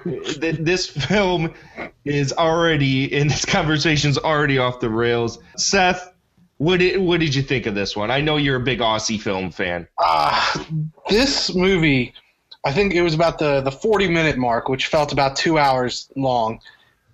It hit me that this movie is Troll 2 through and through. I know Troll 2 came out a couple years later, but there's so many similarities to it, including the stupid village name that is Wolf backwards, Flow. and the weird shaman guy from the werewolf village that reminded me of Grandpa Seth from Troll 2, who just sporadically shows up yelling his fucking lungs out at everybody. The whole thing is just batshit crazy. The pouch creeped me out. The little worm dog thing needed to get stepped on. The whole fucking movie it just blew my mind that this managed to get made. It's the makeup effects Oh my gosh, it is just downright shocking. Well, one, it's very ambitious. The film's very ambitious. The story it changes on a dime every half hour, and sometimes every 15 minutes. But it's really hard to wrap your head around. Andrew, what did you think of this one? Oh, man, I didn't really remember it, but then when that movie Not Quite Hollywood came out, that documentary about Ozploitation, I saw the scenes in it, and I'm like, fucking what? That was Howling 3? I don't remember all that shit. And kind of most of what it showed was the stuff from, what is it, something from Uranus? The movie that he takes the movie her to go within see. a movie. Yeah. So I was like, I gotta watch Howling. So I got Howling 3 off Netflix after I watched that documentary. And I just remember really digging it. I'm like, this is kind of a parody of the other Howling movies, and like the special effects, especially how they're all like funny, stretchy balloon face shit, was a great takeoff on the way the stupid, I'm sorry, effects were for the first movie. and I just thought, like, especially with the sexual element too, it was just like the Australians making fun of the Howling. So people really, when they talk about the Howling movies being comedy or whatever, being funny, this is the movie they mean. And this is the best Howling movie to me. I love it. I mean, I like an original thing. Like, I like a memorable thing. The other two weren't as good as I remembered them being, but this was great. It was like way better than I remembered it being. I just like, I don't know, man. I'm big on originality to me, and just like an audacious kind of thing. And it really did its own thing. Didn't give a shit about making sense or, you know what I'm saying? Like, I just like it. It really doesn't give a shit about anything other than it wants to do what it wants to do. And mostly what it wants to do is lambaste everything. Literally everything. Yeah, and I even like the woman, the one who has the kangaroo baby or whatever. I thought she was really, really pretty. I thought she was a good actor. Some of my all my favorite acting too is in this one as well. Well, and I have to say, when I rewatched this one the other day, I said, I thought to myself, God, Andrew probably loves this fucking movie. I've been on enough of these shows to where y'all kind of get a sense of what I mean. For those who don't know, my profession is a movie critic, so right now is Oscar time, and so I've been watching a lot of really depressing, sad, and having to write about it and all of that stuff, and I'm like, Howling 3 was exactly what I needed, man. So thank you for thinking of this and for letting me be on it, because I was like, God, Howling 3 made my fucking month, man. Dude, I knew you were going to dig this. Like, when I revisited it with Amanda, who couldn't be on the episode, she watched all of them with me, but she watched it. She liked it too? Oh, she loved it. Even though most of the way through it, she kept looking at me going, what the fuck is this? Right? It's unreal. But, like, I'm not trying to make fun of it or anything. I don't think it's bad. I think you could not try. You know what I'm saying? To make a movie as crazy as that. There is so much in this movie that's so bonkers. And let's talk about the lead character, Jaboa, who is the main marsupial. And named after shampoo, which is crazy. Yeah. and so her and her man have this sex where he's in bed with her. She doesn't want to take her top off. And he wakes up and then looks down, and her entire abdomen is hair. So but it doesn't. It's not really apparent she has a pouch. It just looks like she has bush for days. Well, it looks like she has a cesarean scar. Yeah, for real. More than anything. That's what I thought. I was like, did the stepfather cut out her wolf baby from times past? Because when it opens and you get to see her for the first time, she's being taken back to the man. And don't be afraid of me, my child. I want to help you. I don't need any help. You should not run away from home. I don't like home. Why, child? Because my stepfather tried to rape me, and he's a werewolf.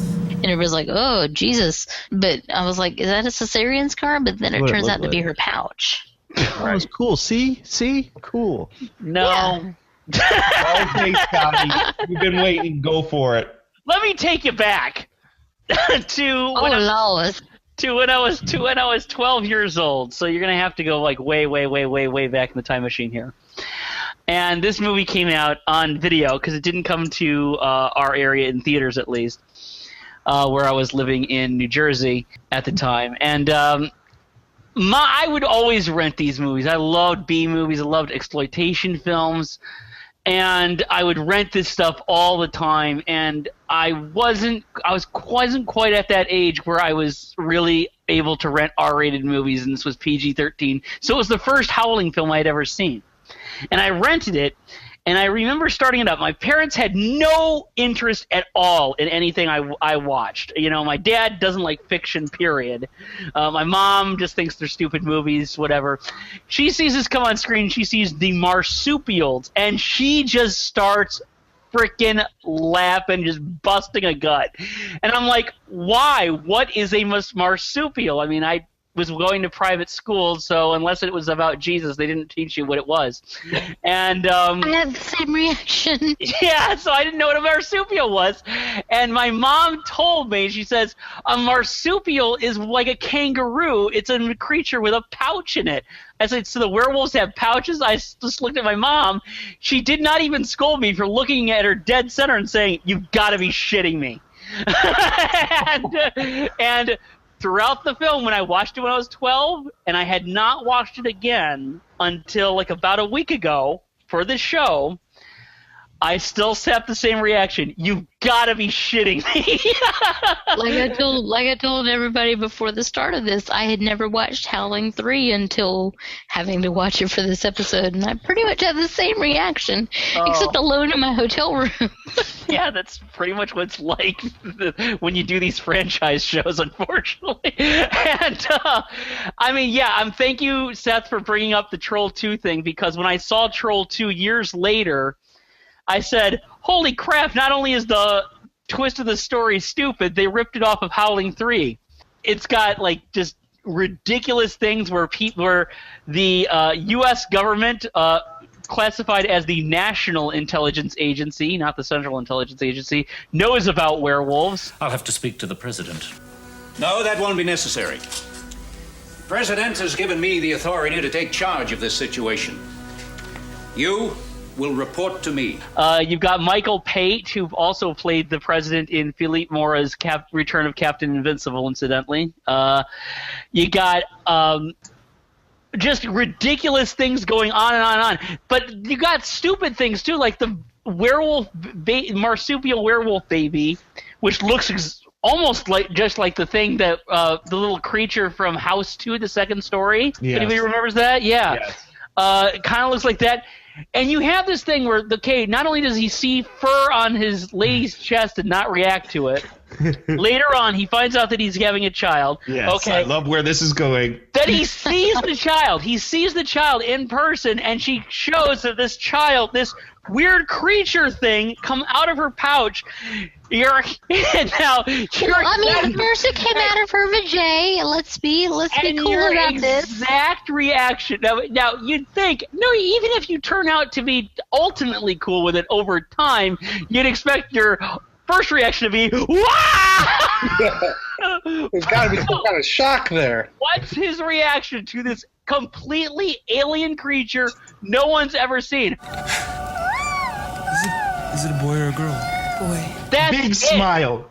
He's not traumatized at all. Not at all. Not at all. This is like frickin' Thursday for him. This is nothing. Maybe that's what it's like in Australia, man. Well, Australians, and I've met my share of Australians. They live differently, man. Maybe his they live on another level. Everything in Australia is out to kill everybody that is there. Maybe his previous girlfriend was including Dame Edna. Dame Edna is out to kill everybody and everything. She is the #1 predator in Australia. I'm going to get you, possums. Exactly. So it is not surprising that there is a ton of werewolves or marsupials. Wereroos? Kangerwolves. Kangerwolves. I like the Kangerwolves. Kangerwolves is the best. Kangerwolves is the best. Yes. I like that. It is not surprising at all between camel spiders and platypi and kangerwolves. Everything in Australia is out to kill you, so this was not a surprise. Didn't they make a joke about the duck-billed platypus in this movie? Yes, they did. I was just about to say that there is a scene where they equate basically. Oh yeah, why is this out of the ordinary that we werewolves would have, a mutation where some of us have this, where the platypus actually, they equated what, a duck and a what fucked, and they had a baby. I don't know. I don't know. A beaver. Duck and a beaver. Well, my God. They bring that backstory up is that the legend is that this, now, okay, was it a guy who loved a woman that was a wolf or a woman that loved a guy who was a wolf? I forgot. Aboriginal dude in love with the Tasmanian wolf. Yes. Was hunted down and killed, and the spirit of the Tasmanian wolf angered so that it changed the people into the Kangerwolves. But they also had a legend or something about a guy who loved a wolf, didn't he? It's like a fake old movie, like a Cannibal Wolf Holocaust. Yes, it was. I love that. Yeah. It's cannibal. We're thinking quote unquote. It's Kangerwolf Holocaust. We need to copyright that name immediately. Kangerwolf. Copyright that and make sure that kangerwolf.com is available, folks. Get it before the asylum gets to it. Yeah. Late, they're already on day 2 of production. They're kangaroos. Yeah. So, Mark the Movie Man, what did you think of Howling 3 Kangerwolf Holocaust? I took some notes. And, I never read my notes from any the least native-looking natives ever. I mean, ever. Those were not. I don't know who they found, but. What do you mean that are you talking about the Aboriginal guys? The Aboriginal guys, they seem legit. There was that awesome scene where that one Aboriginal guy flat out tells the dude. Could you imagine? You got one tooth. You put one tooth down in your mouth, it'll come out of your asshole. No shit. Love that dude. He's the best. But they have that found footage from 18 whatever fuck. And the natives are smiling at the camera. I'm like sitting here going, where did they find these guys? And what are they? Australia. They're like the tribe that no one attacks because they're just too pitiful that they're not even worth it. But besides that, yeah, there's the found footage angle. There's the breaking the fourth wall at some point. Why are we being filmed, Mr. President? Don't let it bother you, Beckmeyer. We are recording everything here for future generations. Please go on. Wait, what? You're acknowledging the what's going on here? It's so random. I will say I do enjoy the Jerboa character, not just because she's hot, yes, but she gets some of the best. She does some of the best acting in this film for a positive, because this film, when I first saw it, I hated it completely. And I've never been a big fan of this series in general, except for the first one. But I watching this one again now, having watched many, many, many films. And I will say that I think Imogen Nestle puts in actually a decent performance in here as her character, namely for just the scenes. And I love the little tidbits where they're watching the werewolf movie, and she just nonchalantly, she's just cold as ice. She's just like, doesn't happen like that. Yeah, I'll show you later. I just loved how she played that off, because the dude's totally pointless, and I'm like, dude, warning signs. I'm like sitting here going to be like watching a slasher film, and she goes, nah, blood doesn't burst like that. It's like, she's got nice boobs. It doesn't matter. Well, Mark, what about her epic scene? Probably the pinnacle of her acting turn in this movie, and perhaps the pinnacle of the film. When their Aboriginal buddy, who just summoned the spirit of Muno, who is the Phantom, and he ends up dying because he kills all these hunters who, for some reason, forget how to use their weapons as soon as a werewolf comes by.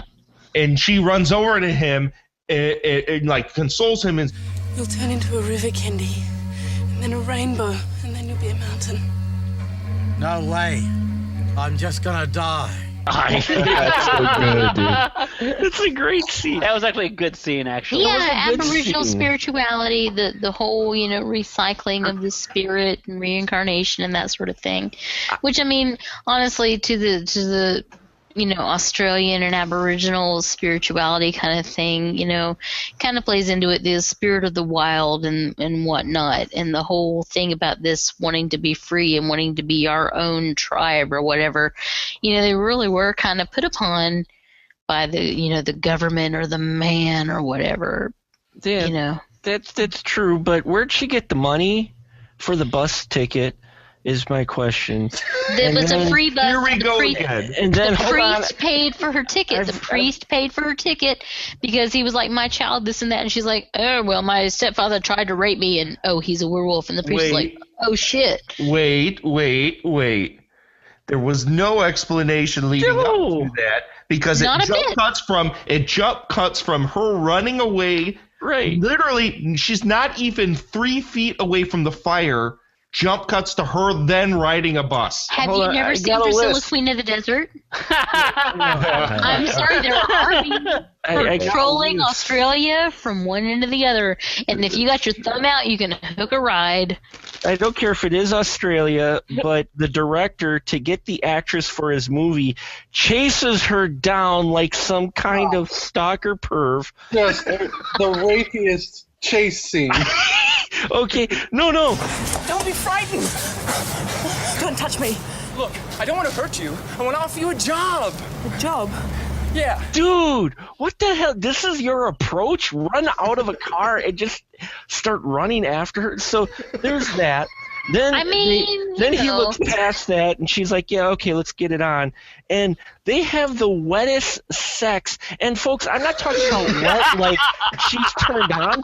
I'm talking about there's a leak in their waterbed. They should really look for it. Because when look at how much hair she's got going on, though. They aren't just sweaty. Did they just come out of the shower or what? No, they have sweaty sex. Now, I can understand her because she's got a lot of fur. But, man, are they just wet? I mean, those sheets had to have like a pound of water in them. It's the early 90s. It's jazzercise. Everybody's wearing leg warmers. There's a lot of moisture above the waist. There's a lot of moisture in that bedroom. They needed a dehumidifier because, man, they had some sweaty-ass sex a couple times. I'm like sitting there going, you're wet. Get a towel or something. My God. Oh, so Mark, do you have completely dry sex? Is that what we're basically alluding to? No. I'm saying a little bit that he never breaks sweat. No, I'm saying that the makeup guy, the guy who is in charge of the spray bottle to make it look like sex, used a hose instead. A little. So you need a new spray bottle guy, is what I'm hearing. I almost just spit beer all over my computer. So besides that, then you've got an entire hospital that gets killed, and there's no security, no panic, no cops or anything. This whole hospital just got annihilated. That's what you get with Obamacare.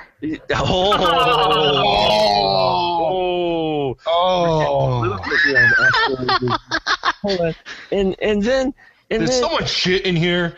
I don't know. There's a lot of. I've got a longer list. Anyway, pouch glows. Yeah, she was the best part of it. I liked her character. I wish her character was in a better script because I enjoyed her character quite a bit. And I even dug the bits and pieces like with the Phantom Wolf and that. But then it takes a turn like I thought I was watching The Return of the King because there's like 4 different endings to this movie. There's like freaking I'm like, oh, okay, so we resolved this up. Okay, wait, what? Wait, those kids are growing awfully damn fast. Wait, 15 years later? Really? And then the third act spans decades. The third act spans almost 25 years. Yeah. I mean, honestly, mind-blowing. When she gives birth, I was done. I was like, I'm done with this. okay, you had a Joey and it crawled into your creepy pouch, and I know your metabolism's accelerated and everything, but I'm done. I'm done with the weirdness of this. And, I mean, I've watched this, I think, 5 times since it became available to us to view, and I still am like, anything past her giving birth is kind of a blur. Wait, are you trying to tell me, Angelique, that you weren't pulled in during the one hospital sequence where they basically strobe light Philo, who's the leader of the marsupials, who's a big bald guy with a tiny face. No, the smallest face. You mean odorous wolfmungus? And all of a sudden, all these people run in to try and stop because the guy can't stop shooting or flashing him with his light. For some reason, there's some tractor beam, and then all of a sudden he breaks out as a werewolf and throws somebody out the fucking window, and it's the worst. The werewolves all had bunny falling ears. down 40 stories to the sub song that's all falling down. I was just kind of like, You know, they all had bunny ears. Once they transformed, it was all nothing but Easter bunnies to me. And the cops still don't show up, though. Yeah, what kind of security do they have in Australia? It was odorous wolfmungus the whole time, and I mean, I had fun when he was looking at the camera and laughing at his own, image or whatever. But the minute she gave birth and was like, "Oh, I gotta protect my baby," I was just like, "Check out." Yeah. Absolutely, yeah. but I mean, remember, there's no cops because they're all under the auspices of the National Intelligence Agency. Well, remember, guys, the Pope did verify too. So it's okay. He can recognize whatever he pleases. That's cool and all, but I'm just like, you know what? Yeah, they're different species. Fuck it, it's Australia. Oh my gosh! For me, I'm trying to figure out. She was an actress, right? She was a famous actress. Okay, she was a werewolf first. Hold on. She has paparazzi that were probably following her everywhere. Right?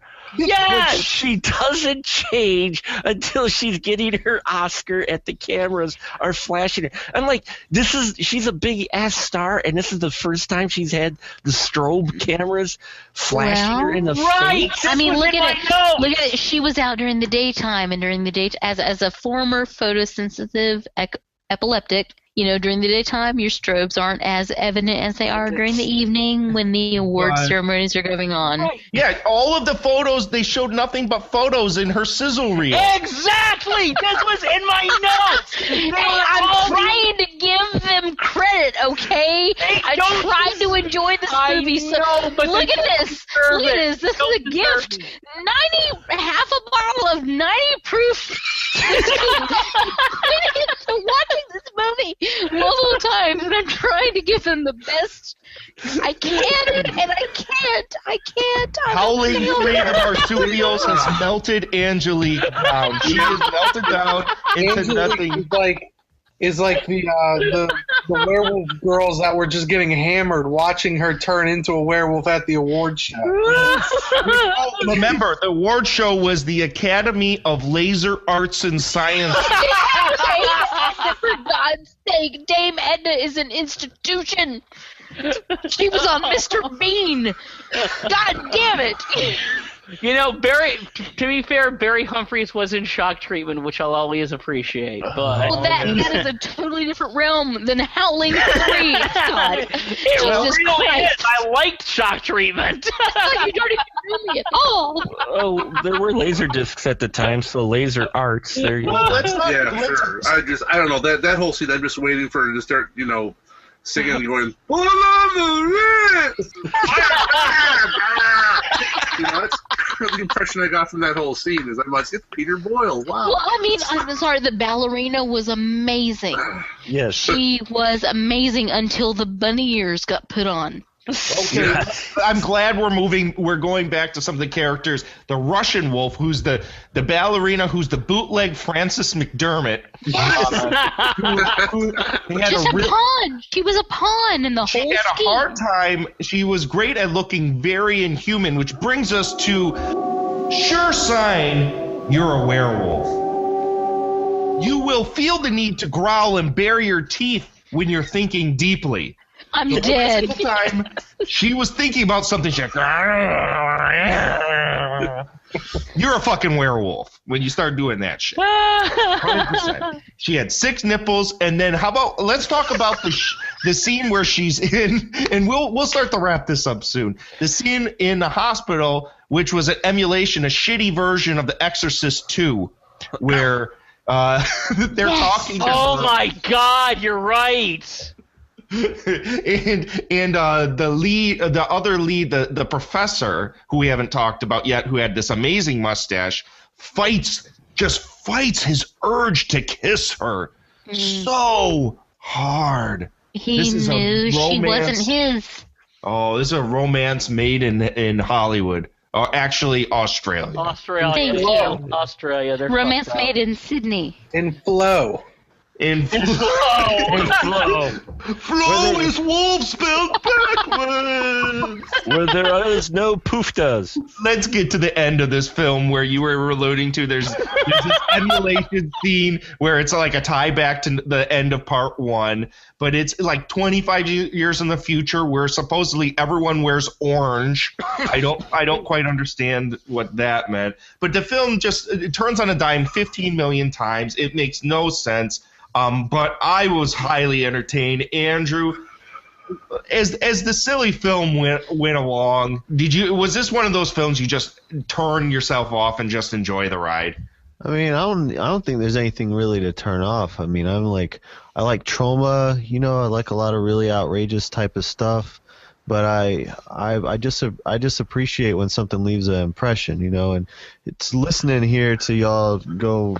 You've been the loudest and the most outraged and all that. This has been the movie of the 3 that we've talked about that's elicited the biggest and most enthusiastic response from you guys. Yes, and I think that says everything about the movie. It's why I liked it the most. It got the most enthusiastic response out of me too. It's just I'm looking for something that's pretty wild and pretty out there. My dad was like that. He liked like David Lynch stuff. That's why I like John Waters stuff. It's just, to me, very, very memorable and very cool. I have a feeling this is the high point of Howling series for me. But I also don't know if I'm going to be able to hang with everybody, because when I watch movies, man, I don't think I use the same part of my brain as everybody else here. I don't give a fuck about what makes sense or why someone did something. I'm just want the movie to do something to me. You know what I mean? Like, yes. I want to remember it. I want it to make me, because I was watching Contracted Part 2 last night. There's a part where there's a couple parts that are just like, one thing is really original that happens. I'm like, shit, how come nobody ever did that in a movie before? If I don't remember anything else from the movie, I'm gonna remember that. Howling 3's got a lot of stuff that stuck with me, man, and I don't know. I think that's worth doing. I think that's worth. I'm sorry, I said the wrong thing. I think that's worth commending. I really think they achieved something with this movie. Yeah, I think I agree. And let's go ahead and let's just wrap it up and give our thumbs up and thumbs down on this, folks. So I'll go straight to you, Andrew, since how you just said your piece. You're giving this a thumbs up? Yeah, 2 thumbs up, homie. It's my favorite. I like it a lot, man. It's a crazy-ass movie, man. Pat on the back, Howling 3. Yeah, I knew the moment I was watching this and you wanted in, I knew you were going to love this one. It's going to be worth me watching all this other I'm not gonna say it's shit. I'm not really looking forward to it. I'm gonna put my good positive thinker hat on. I'm gonna put my Pootie Tang hat on. Good. Yeah. I have a feeling I'm going to be the Scott of this franchise year. It's that I'm gonna be the guy that's holding strong, that's gonna be loving these movies, and while everyone else just deflates. I might, man. I'm not trying to make up my mind. I'm just saying I have a feeling there's not a Howling 3 in amongst the rest of them. I just got a feeling. I don't want to. I'm not going to say anything, but I'm just going to give you a hint. So, Glenn, thumbs up or thumbs down, bud? All right. Despite all I said about all the weird shit in this movie, I love this movie. I love pretty much everything that comes out of Australia when it comes to movies. I mean, I could probably watch a movie that was nothing but 2 Australians taking a shit for an hour and a half. You seen that documentary, Glenn? Not Quite Hollywood? You seen that? Man, that's absolutely so good, dude. I love, as bad, quote unquote bad as this movie is, the fact is it's supremely entertaining. It really, really is. Mostly. I mean, I think it's a little long, but aside from that, I enjoy this movie a lot. I've watched this one I've probably only seen the original Howling more than I've seen this one. So this is definitely 2 thumbs way up for this one. Right on. Scott, I have a feeling I know what you're going to say. Go for it. Well, apparently Scott's not going to be the Scott of this franchise. Because, okay, I want to say, well, first of all, a couple things in the movie's favor, just so you don't think I'm crapping on the whole movie. No, Imogene Anestley, if that's the correct way to pronounce her name, I hope it is, who plays Jerboa in the lead. After she got married, I think. Yeah, very cute. She's really good. She's really good in the movie. And I was also happy to see character actor Frank Thring, who you might have recognized from Mad Max Beyond Thunderdome, yes, as the director in the movie. I always liked seeing him. He's awesome. But, okay, here's the thing. Is like, no matter how many bizarre, weird things that are in this, I guess I just have a thing with the direction of Philippe Mora. There's a few films I like. For instance, I think Communion is a fantastic movie. I wish more people watched that movie. Communion's incredible. Okay. But Beast Within is also a film that I've always enjoyed. Beast Within is a decent movie. It's like, I don't go as crazy about that as a lot of people do, but I do like that movie too, Beast Within. But this, I don't know, something about the way he does it, it's too long, it's too kind of mysterious how he tries to cloak everything and instead of just going for it. So I hate this movie. I thought it was dull.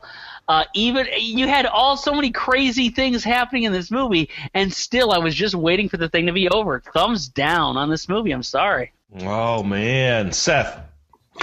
Well, the first Howling is a legitimately good movie, and the second one I enjoy because it dabbles in the Euro excess kind of schlockiness. This one just took that, like I said, Troll 2 avenue and went with it, and I loved it.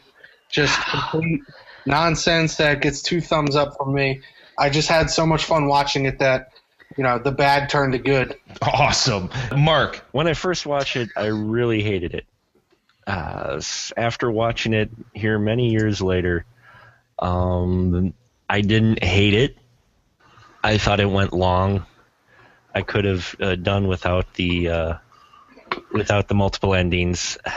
I hate to give it a complete thumbs down because I think it deserves being watched at least once for at least its just craziness and obscurity and its randomness. And as Andrew put it, I do look for something original. This would work almost like a TV series. Had they made it like a mini series almost, because there's a lot of great ideas in here and interesting things he wants to explore. He crammed them all into one film. And I guess for me, that was just a little bit much. So I'd say watch it once. But then after that, I only rewatched it for the show. Otherwise, after I watch, and Imogene's the best part of the film. So I guess kind of thumbs down in that you should see it probably once, but I don't think it's a repeat viewing, or at least not for me. Oh boy. All right. And I'm usually soft on films too. It's just I don't know what it was with this. Maybe it was it's just a little too random for me. It is. And I totally can get that. I can totally get that stance.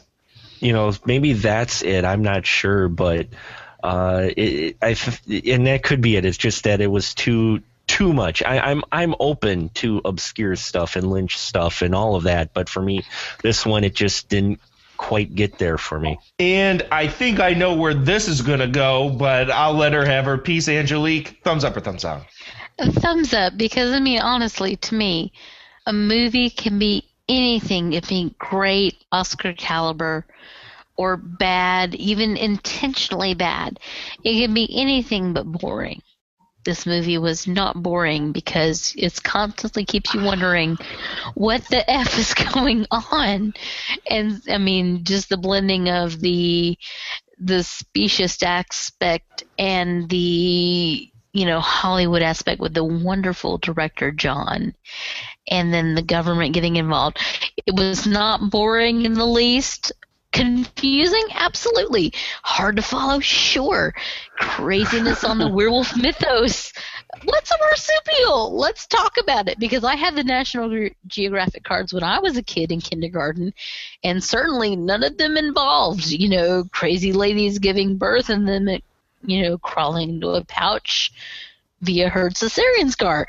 Absolutely not. But it wasn't boring. I had a good time watching it, and it just leaves me just kind of scratching my head wondering what's next. So, thumbs up. Not necessarily 2, but definitely, you know what? It's worth a watch. Cool. And big shocker here, folks. 1,000% 2 thumbs up. 1 big marsupial penis up. I love this movie, just like Andrew. For all the reasons Andrew likes this movie, I love this movie. I may have been dogging on it. It may have sounded like I was making fun of it, but I'm with Seth. I'm with Andrew. This movie is different.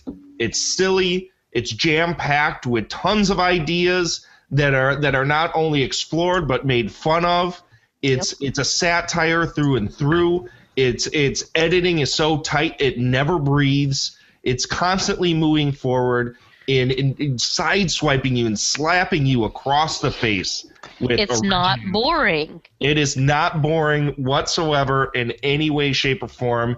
Is it traditionally what people would consider a good film? Is it entertaining? Then yes, it's a good film. And this film is so entertaining to me.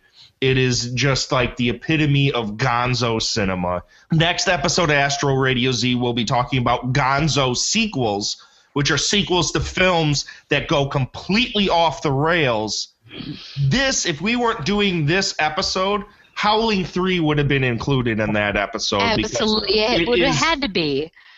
It is seriously the epitome of a movie going off the rails and not giving a flying fuck. At one point, and Glenn talked about it in his synopsis, there's one point where a dude in close quarters decides shooting a bazooka at something a foot away from him is a good idea. That's like Invasion USA, man. Chuck Norris did that shit. Hey, Chuck Norris.